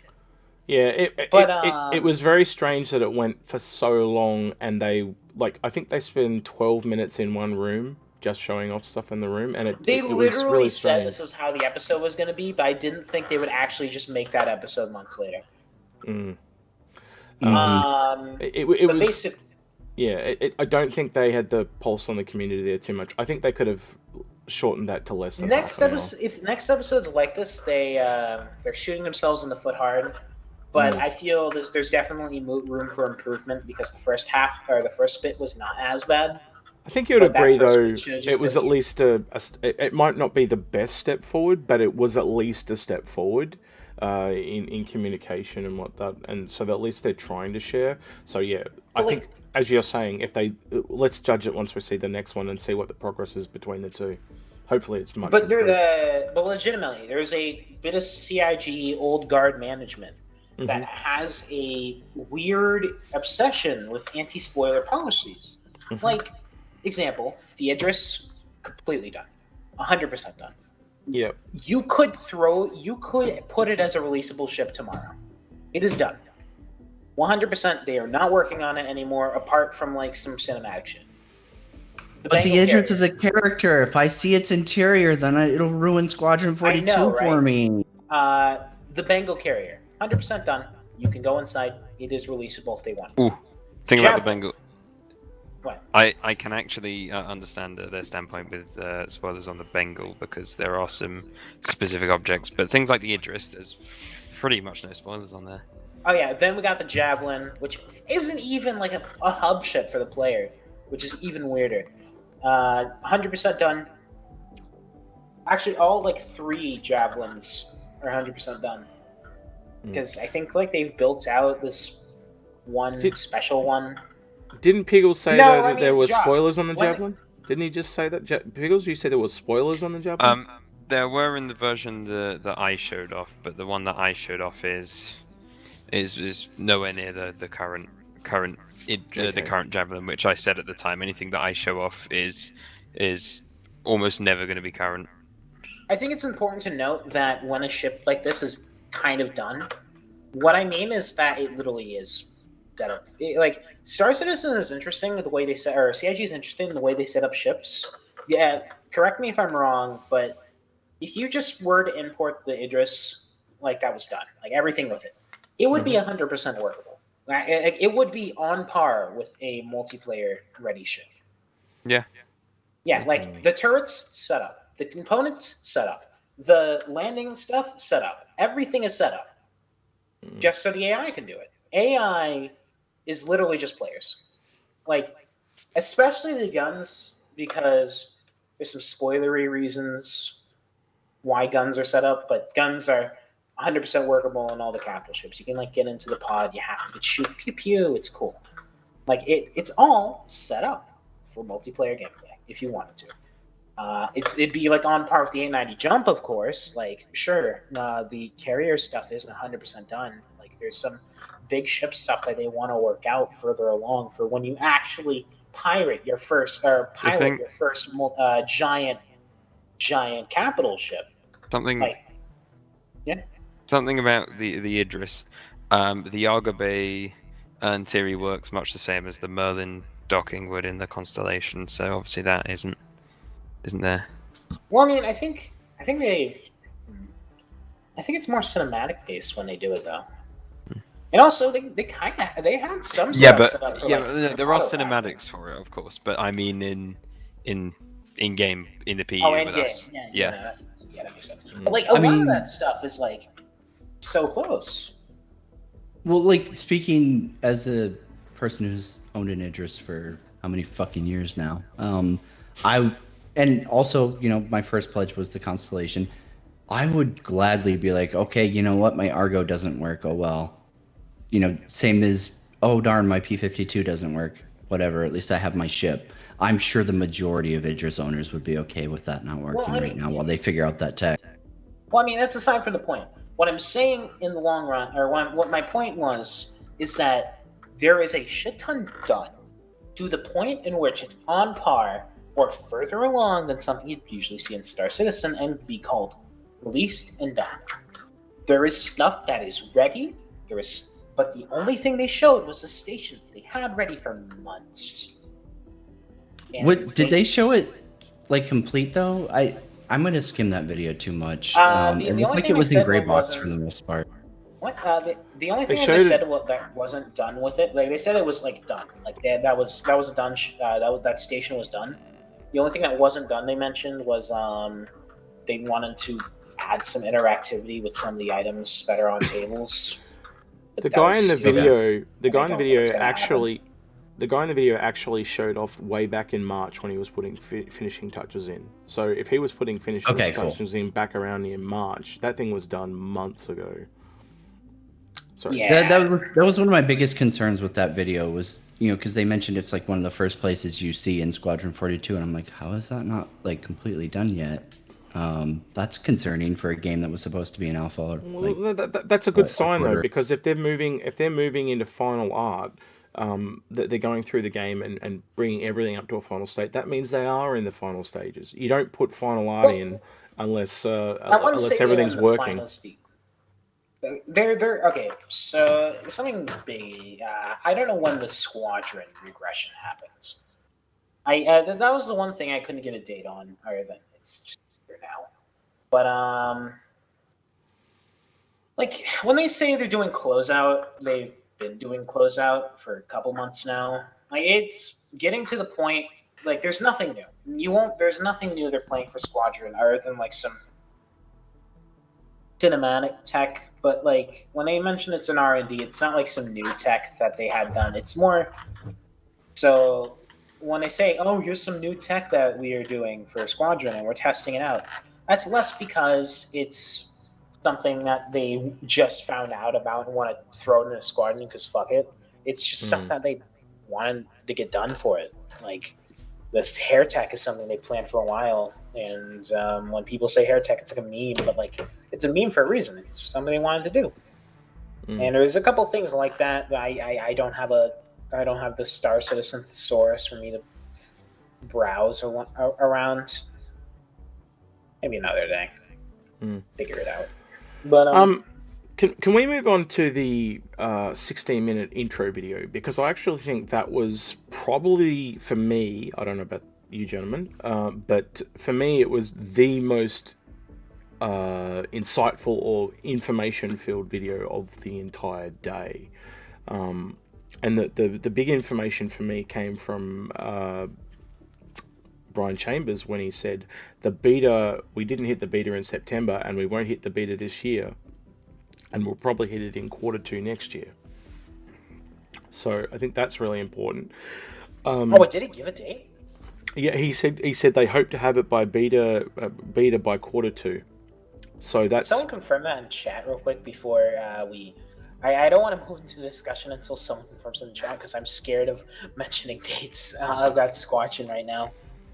Yeah. I don't want to, because I don't want that just in my mind saying, oh yeah, no, this is the day, and once they pass the date again, I don't want to be wrong. Yeah, that's all right, but you can watch the video yourself if you don't believe me. Yeah, but he said Q2. But I think that's kind of interesting because, again, when you mention a date, people always say, oh, they mention a date, and then it's usually you've got to add 2 quarters to it. So does that mean that we don't get, that's just the beta too. That's not even release, So I'm worried now that we're not going to see Squadron 42 at next year's CitizenCon. I'm almost thinking it might be the year after that. So we could be again in that 2 years away mentality, which has been that way for the last 6 years, or 2017 into the call. So yeah, I don't know. I think we're hitting a point in which we're getting close to it.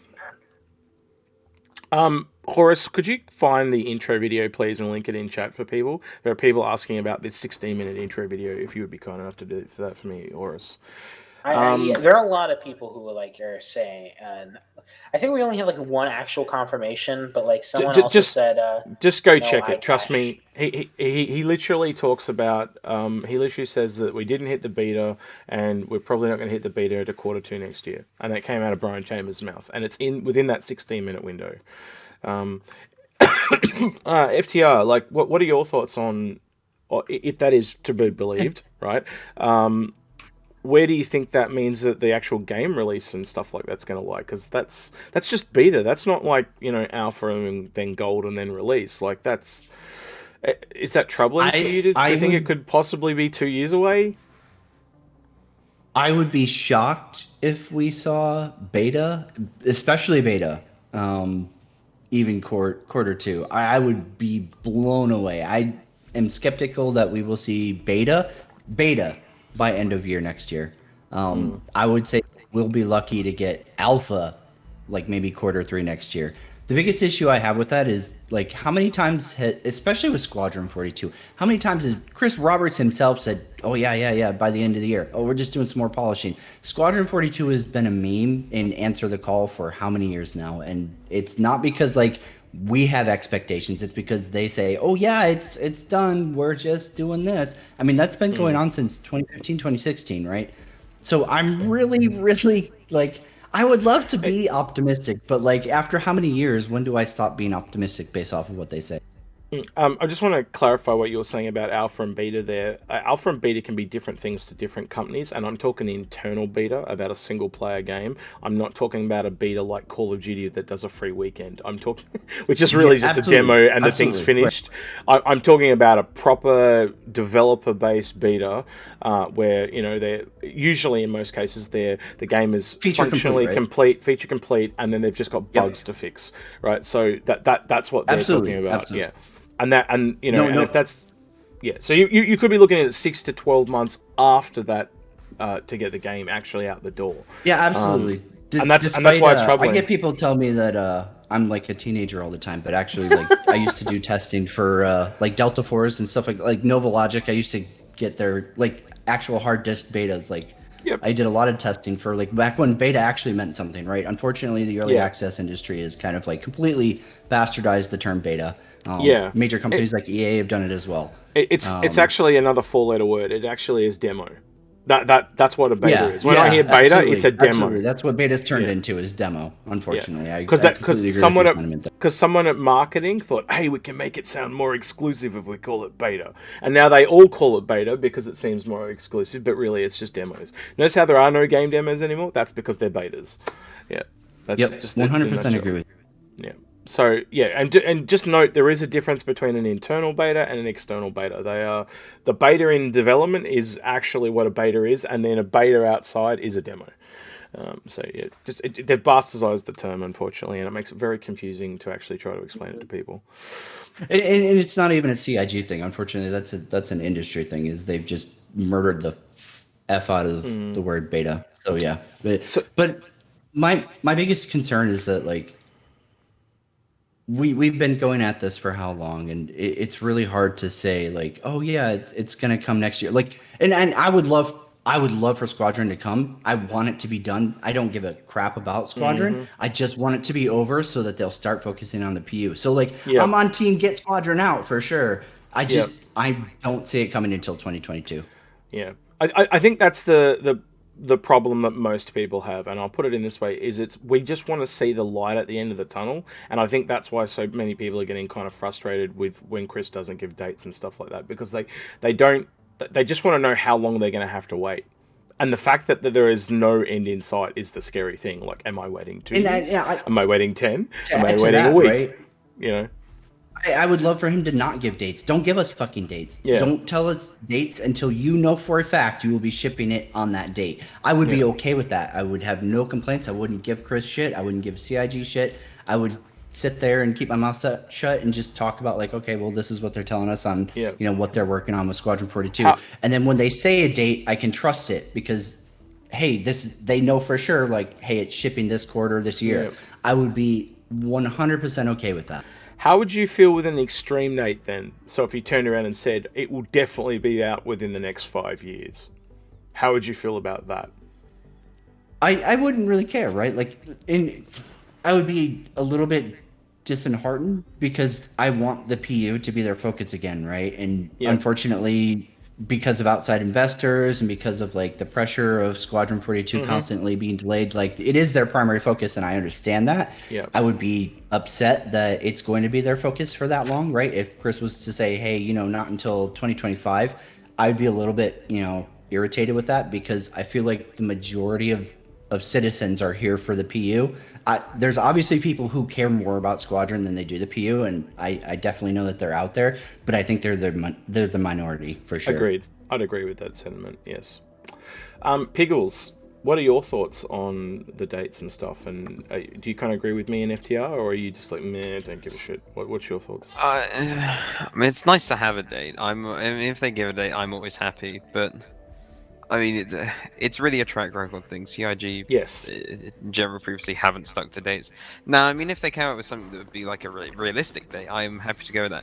But something like you mentioned, it's going to be within 5 years. It's such a wide range. Well, I think it would be scary. It's really quite meaningless. Yeah, and I think the press would eat it up. Sus is another 5 years. I think the press would go negative town, and I think that's why they say nothing. Hater, is that kind of your sentiments as well? Or sorry. Go FTR and then I'll get to Hater. I'm terrible at doing podcasts because I feel really bad stepping on anybody else. Don't worry about it, man. A discussion is interruption, and people who get annoyed by other people interrupting other people don't understand that it's a discussion. So just go nuts, man. Don't worry about it. Yeah, don't worry. Execute's going to get blamed for all the interrupting anyways. Yep. Happens every single time. Well, don't worry about it. Go nuts. Going back to like when you guys were like way earlier towards the beginning when you guys were talking about like press reception and stuff like that. Chris has to understand that like the press is going to eat this up no matter what, right? Like Star Citizen is such an easy kid to pick on.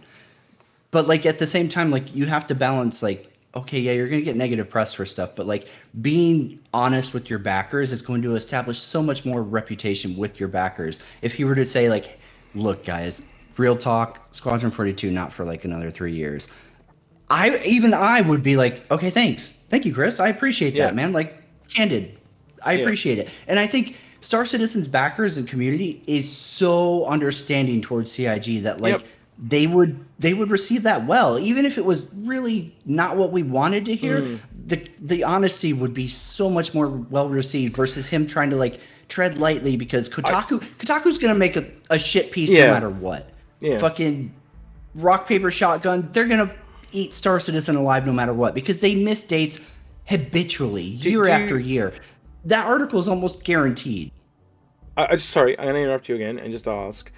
There are always going to be a loud minority that will complain about almost anything, though. And I think that's the other part. They need to be able to look at the entire community and try and read the message, or the response, I should say, not this loud minority. And I'm going to be honest, like absolutely, Spectrum is a terrible place to get your feedback. COG, it is. Don't go there. It's bad. Look at the roadmap, right? The roadmap to a roadmap meme, right? How much of the community's backlash could have been averted by just being open with the community? They were going to get an article no matter what, right? And it, you know, man, not to put on the tinfoil hat, but everybody was like, oh yeah, finally we get some information about that Squadron 42 update video after there's a major industry news piece on it, right? How much more receptive would the community have been had they just been like, hey guys, here's what's going on with Squadron 42 and that update video we promised, instead of being just complete silence for literally months, nothing, until Xylo goes, hey guys, our bad, we're making a roadmap for the roadmap, or whatever the case may be, right? Like, I don't think that they specifically said that, but it was the meme that got made up because of it. And I think that's the thing, right? Is just being open with us, the backers. You need to just block out the mainstream press until you're in that stretch where you're worrying about marketing, because they're going to pick on Star Citizen either way.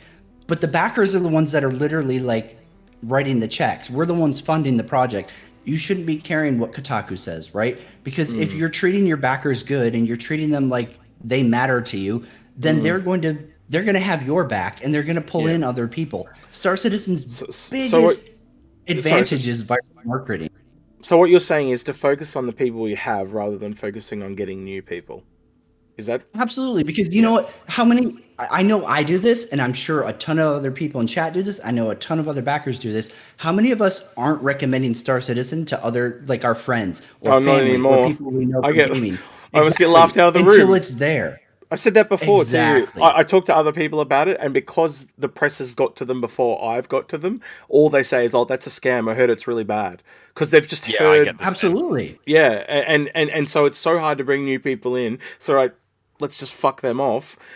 Concentrate on the people you've got now. Get Squadron 42 out, and let that do the talking for you. Because if that comes out and it's amazing, like we all believe it's going to be, it'll shut. I'll be right there with you guys. Yeah, man, pushing it right. Like if they get to that point where the game is good, I'll 100%, start pushing it to friends. Start pushing it on my channel.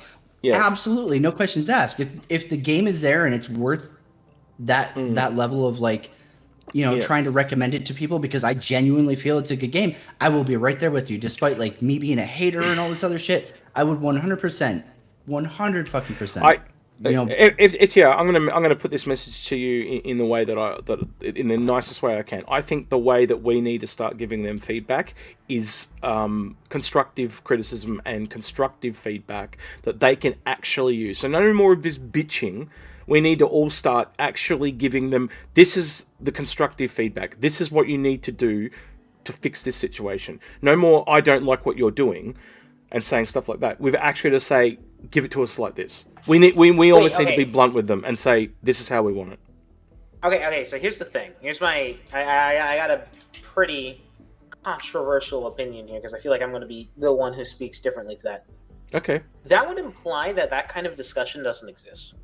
No, it does exist. I think but I think not all of us are doing it. Like some people are going on the forums and just bitching, or people are just they don't understand why things are done a certain way, and so instead of actually, But I think that I don't want to. That just gives the CIG just the excuse oh, just because this guy is being a little bitch, let's just ignore the people who are actually giving constructive Can you stuff. put yourself in their shoes for a second though, Hater? If you're getting nothing but bitching comments all the time, you are going to tune the hell out. It is just the way the human mind works. But if you're actually getting constructive, universal, collectible data that you can take and correlate and put it in a way that you can use, you will actually start to use it.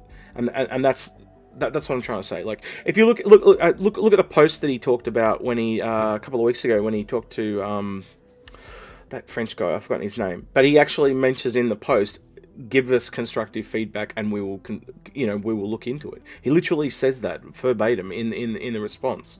And that's the thing you need to start doing. Not just bitching about the way things are. You need to actually start giving them the data that they can use. And in a constructive that way. would imply, okay, so we can't like move those people who are already yelling and screaming like a little bitch. True. Like, so maybe people this are just going to continue doing that. I don't think that automatically makes CIG non-liable for looking at that already existing constructive feedback. There's no like, sure, if you already have in the game constructive feedback, but do you think give constructive feedback? But like, the constructive feedback exists, and I think it's entirely within CIG's realm to already act upon what's already there. Like, sure, you can give on more. That always will help, probably. But if they're not looking at already, then that's their fault. I don't think it's the fault of the people who are bitching and moaning to not look at that constructive feedback. Okay. Well, okay, I'll ask FTR then. So, FTR, do you think it's hard to give constructive feedback because there's so much loud noise? That's the way I'd probably try to put it then? There are people that are bitching so loudly, like take Spectrum example. A lot of people go there to air their grievances, but you can't. It's very hard to give constructive feedback at a place like that because you are in a sea of people that have complaints. Oh man, I think that 2020 is a lot better of a landscape than even 2017 was. I think things have definitely improved in terms of being able to be critical of the project on even Spectrum itself, right? I think removal of the volunteer mods was a huge attribute towards that, or not attribute, whatever. I'm not going to bother with it. I'm too far gone at this point. But the problem with Star Citizen is it's more divided and polarized than I would say American politics in 2020. You're either for or against. It's very, very hard for people to exist in the middle ground, because if you try to be in that middle ground where like you like things about the project, but there are also things about the project you don't like, you're getting attacked from two sides. People are so defensive of their side, air quotes, that it's very hard to try to be in the middle and be like, yeah, man, this is really cool, and I think this is promising, and I really like this feature, and I think they're doing good quality of life stuff over here, but I also don't like this or that or whatever, because instead you're going to get jumped by literally everybody, and it's draining and I think a lot of people don't want to put up with it, and so they just don't bother trying to give feedback, because whether it's I like this feature or I don't like this feature, somebody's going to attack them for it. And I think it's a Spectrum problem for sure. It's something that's been going on for years. It's definitely gotten better, and I think the community team is trying really hard to make it a more welcoming place for all sides of the I guess argument. But it's definitely difficult, and I've definitely been victim of it in the past, to where I'll try to like be overly critical, and I'm like, oh man, you know what, I could have put that in a way that's more receptive towards CIG, so that they can actually like take this and be like, oh, okay, I see where he's going. I've definitely, and that's something I've tried to work on in 2020, is being more like, would you say that's because we're more emotionally invested, and so we kind of just get on a passionate rant? Who isn't, right? Yeah, 100%. Who isn't? I think that's one of the things that a lot of people don't give credit, or not necessarily credit, but like the thought to, is that even the people who are pissed off at the project for doing something, it's because they're just as passionate about the fanboy cultist, right? Who's like, everything is great. Well, these people want the game to be theirs also, right? Like they want the game to feel like it's their dream as well. And not everybody has the same dream. And that's unfortunately something that CIG is one day going to have to reconcile, is that we all have a completely different vision of what Star Citizen Feature Complete Going Gold actually is. And unfortunately, in CIG/Chris Roberts' early marketing, he left that incredibly open-ended. And one day that's gonna be a really tough. I don't even want to call it a hill, a mountain for him to climb and reconcile. Is that we all want a different game, and he's going to have to try to find a common denominator that's still fun, still enjoyable, and is still going to appeal to all the people that back it. I think at the end of the day, it's his dream. So he makes the game he wants to make, and I've come to that realization years ago. Just let him make the game he wants to make. Just on a side tangent really quickly, someone noticed in chat that 16-minute video I was talking about, Hader, apparently he talks about it. User in your channel timed out. 8 minutes What? and 9 seconds. 8 minutes and 9 seconds. We just Oh, lost wait, Pickles from. We lost Pickles from from our channel. Crashed. Yep, that's right. He'll be back. Context real quick is that Pickles has a poo-poo computer because he blew on it too much, and it crashes every like 10 minutes or something. Yeah, he's been having some computer sometimes it's every troubles. 7 hours, sometimes it's every 10 minutes. Where is this? What channel? So they linked it in chat ages ago, but the 16-minute intro video for Squadron for the what's it called? The Thingo report. God damn it, I forgot the name of it. The Citizen Day video they did that went for an hour. Before that, they had a video that went for 16 minutes with Chris Roberts, Brian Chambers, and the other man. Yeah, no. What was the time? 8 minutes and 9 seconds. Someone linked it in chat. Anyway. 1 second. Yep. So while he watches that, I do want to go on and talk about a little bit about the upcoming patch, if we can, Hader, and the Mercury Star Runner. Have you got any information on that? Or are you too busy watching the video? Probably too busy watching the video. User entered your channel. Oh, hey Pickles, you're back. Good to see you back. Okay. I think people can tell what software we're using just from that voice. When you join the channel, people knows what we're using now. He didn't give a date. He just said that hey, it's not happening this year. It's just we don't have a date until later. Oh, I saw he said quarter 2, but you I might just what Chris said earlier. I think it's in the whole. If you watch the whole video in context, I'll watch it later, but I obviously can't watch it while I'm streaming. But yeah, in the video they mentioned quarter 2. That's all good. I'll go back over it. Speaking of streaming, we gotta end soon, so let's move on to some quick questions. Can you answer my question though about the Mercury Star Runner? Can you give us some information on the patch that's coming, the X patch?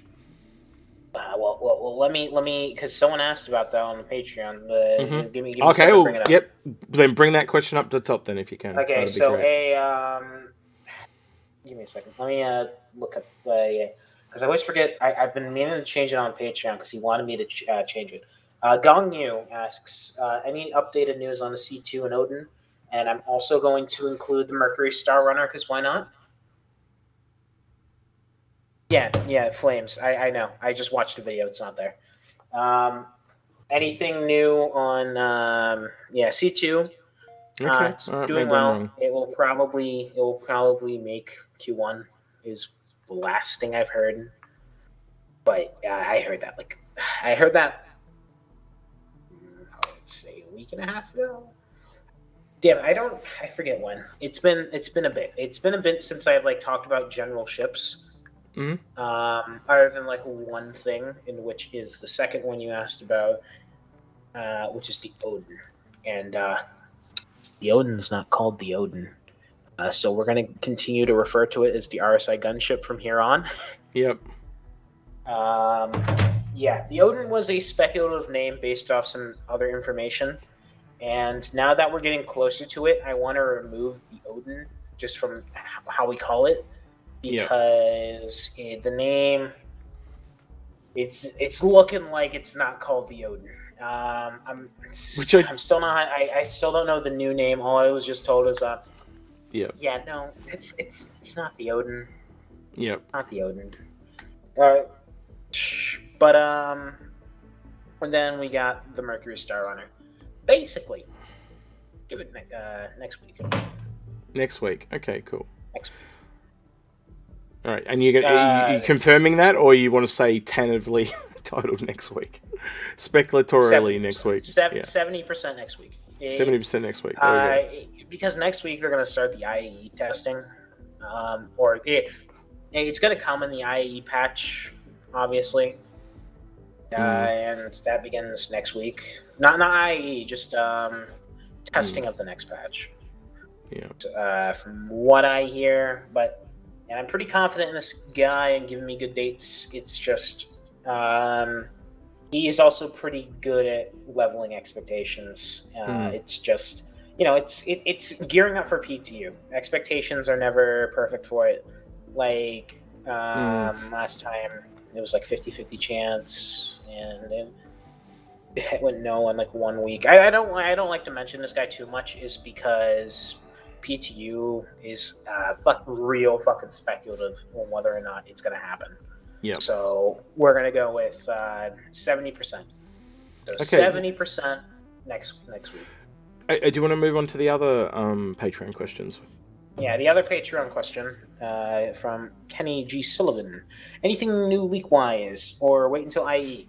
Okay, so what I mentioned there was the general, like, oh, here's the good stuff. I'll like read you the notes on stuff that on stuff that wasn't speculation and was just stuff I've actually talked to other people about. Pyro not happening this year. There's no end-of-year surprise Pyro release. Sources began saying this around early September, late August, but not all of them were in agreement, which is why I never mentioned it until right when they put it. Which is also something I wanted to get into earlier, which is some of it I'm just biased. Like I kind of wanted Odin, or I kind of wanted Pyro to be on time. So I like when it's two sources disagree, and it wasn't like it was like a 50-50 split, and I just said, you know what, if it's gonna be split, I'll go with the answer I like. Well, but at the point where I was fairly sure it was gonna get moved back, that's when I put out the "Don't Shoot the Messenger," which is the big squadron delay. Another bit of information I learned is squadron might still come next year, but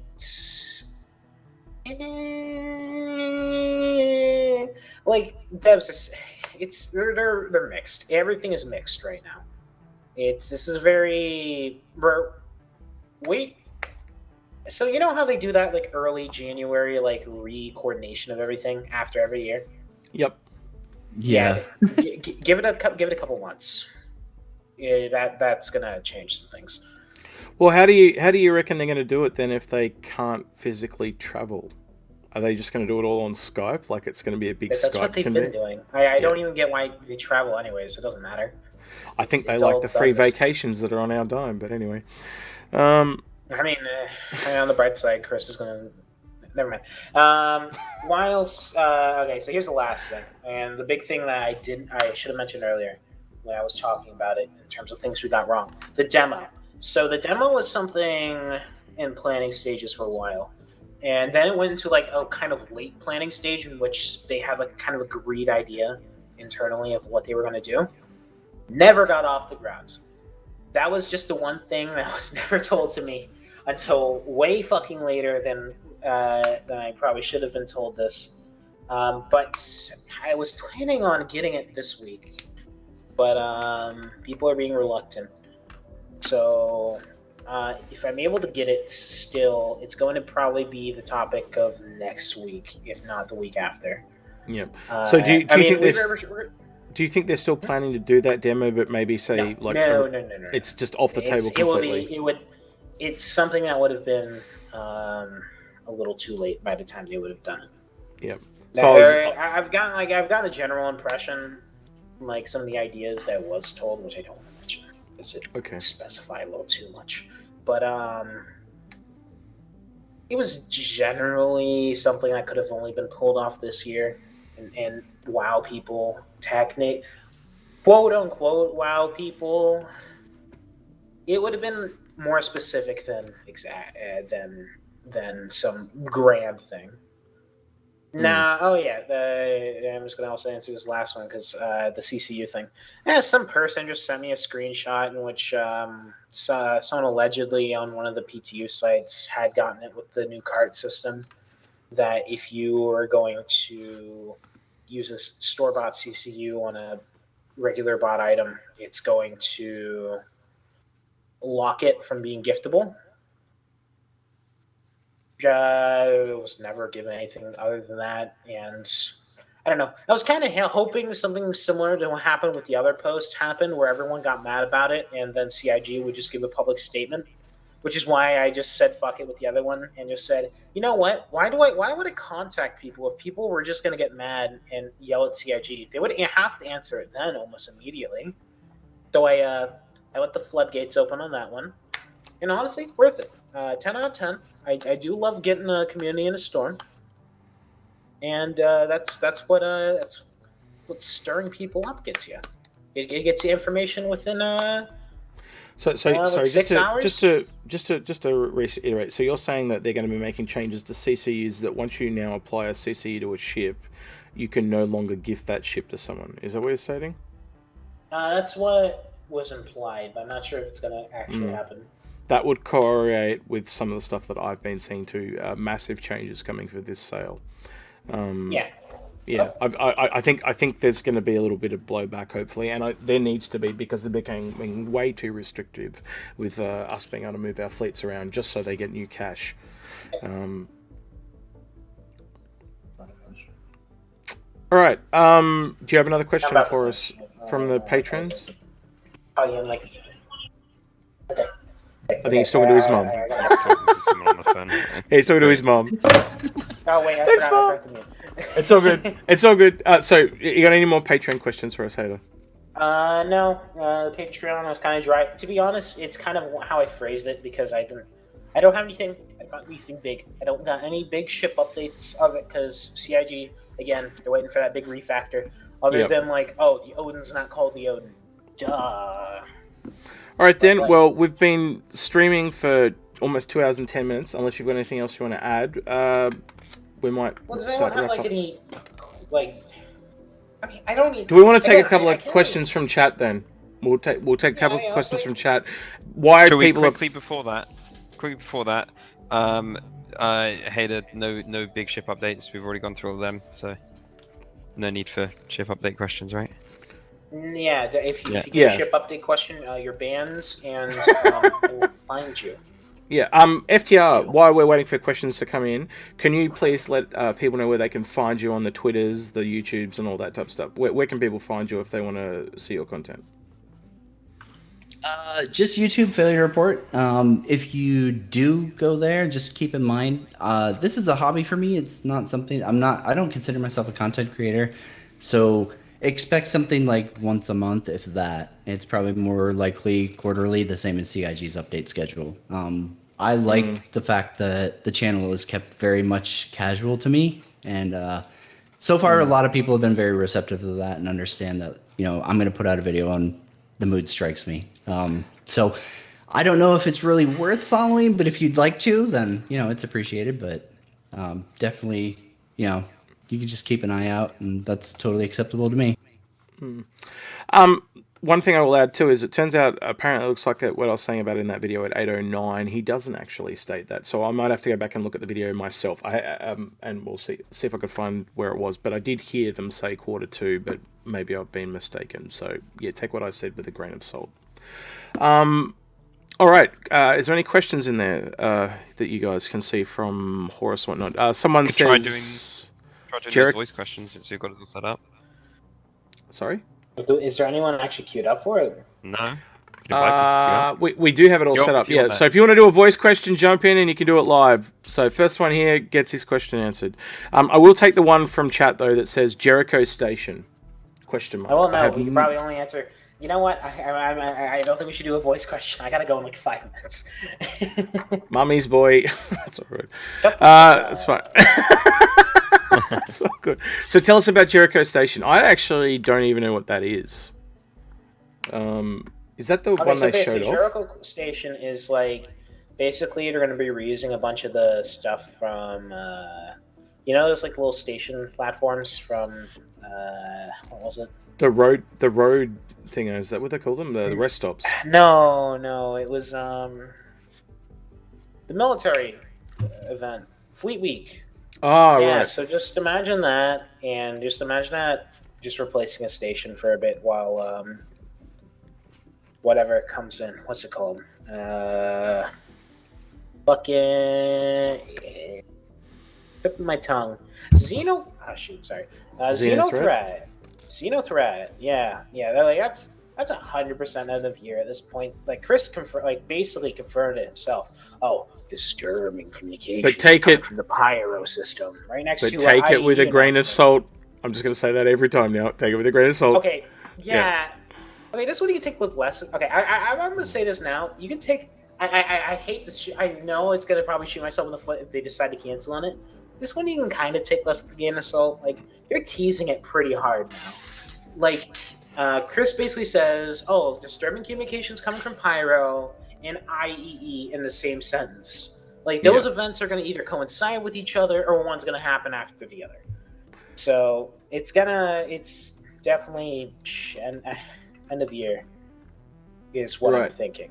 Looks like we've got a couple guys in the Yeah. queue. I'm going to drag Chicken Dance in there. Here we go. Oh yeah, Chicken Dance is the guy. All right, Chicken Dance. What's your question, bro? Chicken Dance. Hello. Chicken Dance. There he is. He lit up. Hey man, what's your question? So, have y'all seen any significant missile changes? Significant missile changes. Oh yeah. Did you see, like, they've been giving us a whole bunch of missile type ships. Is there going to be any significant missile changes? They've already mentioned that they're going to do a. Oh, there you go. I dumped him out because he's got his speakers on. That's what the problem was. Yeah. Okay. So yeah. We'll just say thank you then, because he can't hear us now. But yeah, he could hear us on the stream. He can hear the stream. I saw him. Hey, I saw him talk. But basically, the missile changes are gonna it's something that's probably gonna be before the iCache stuff. Like nothing's changed since when I last got an update on it.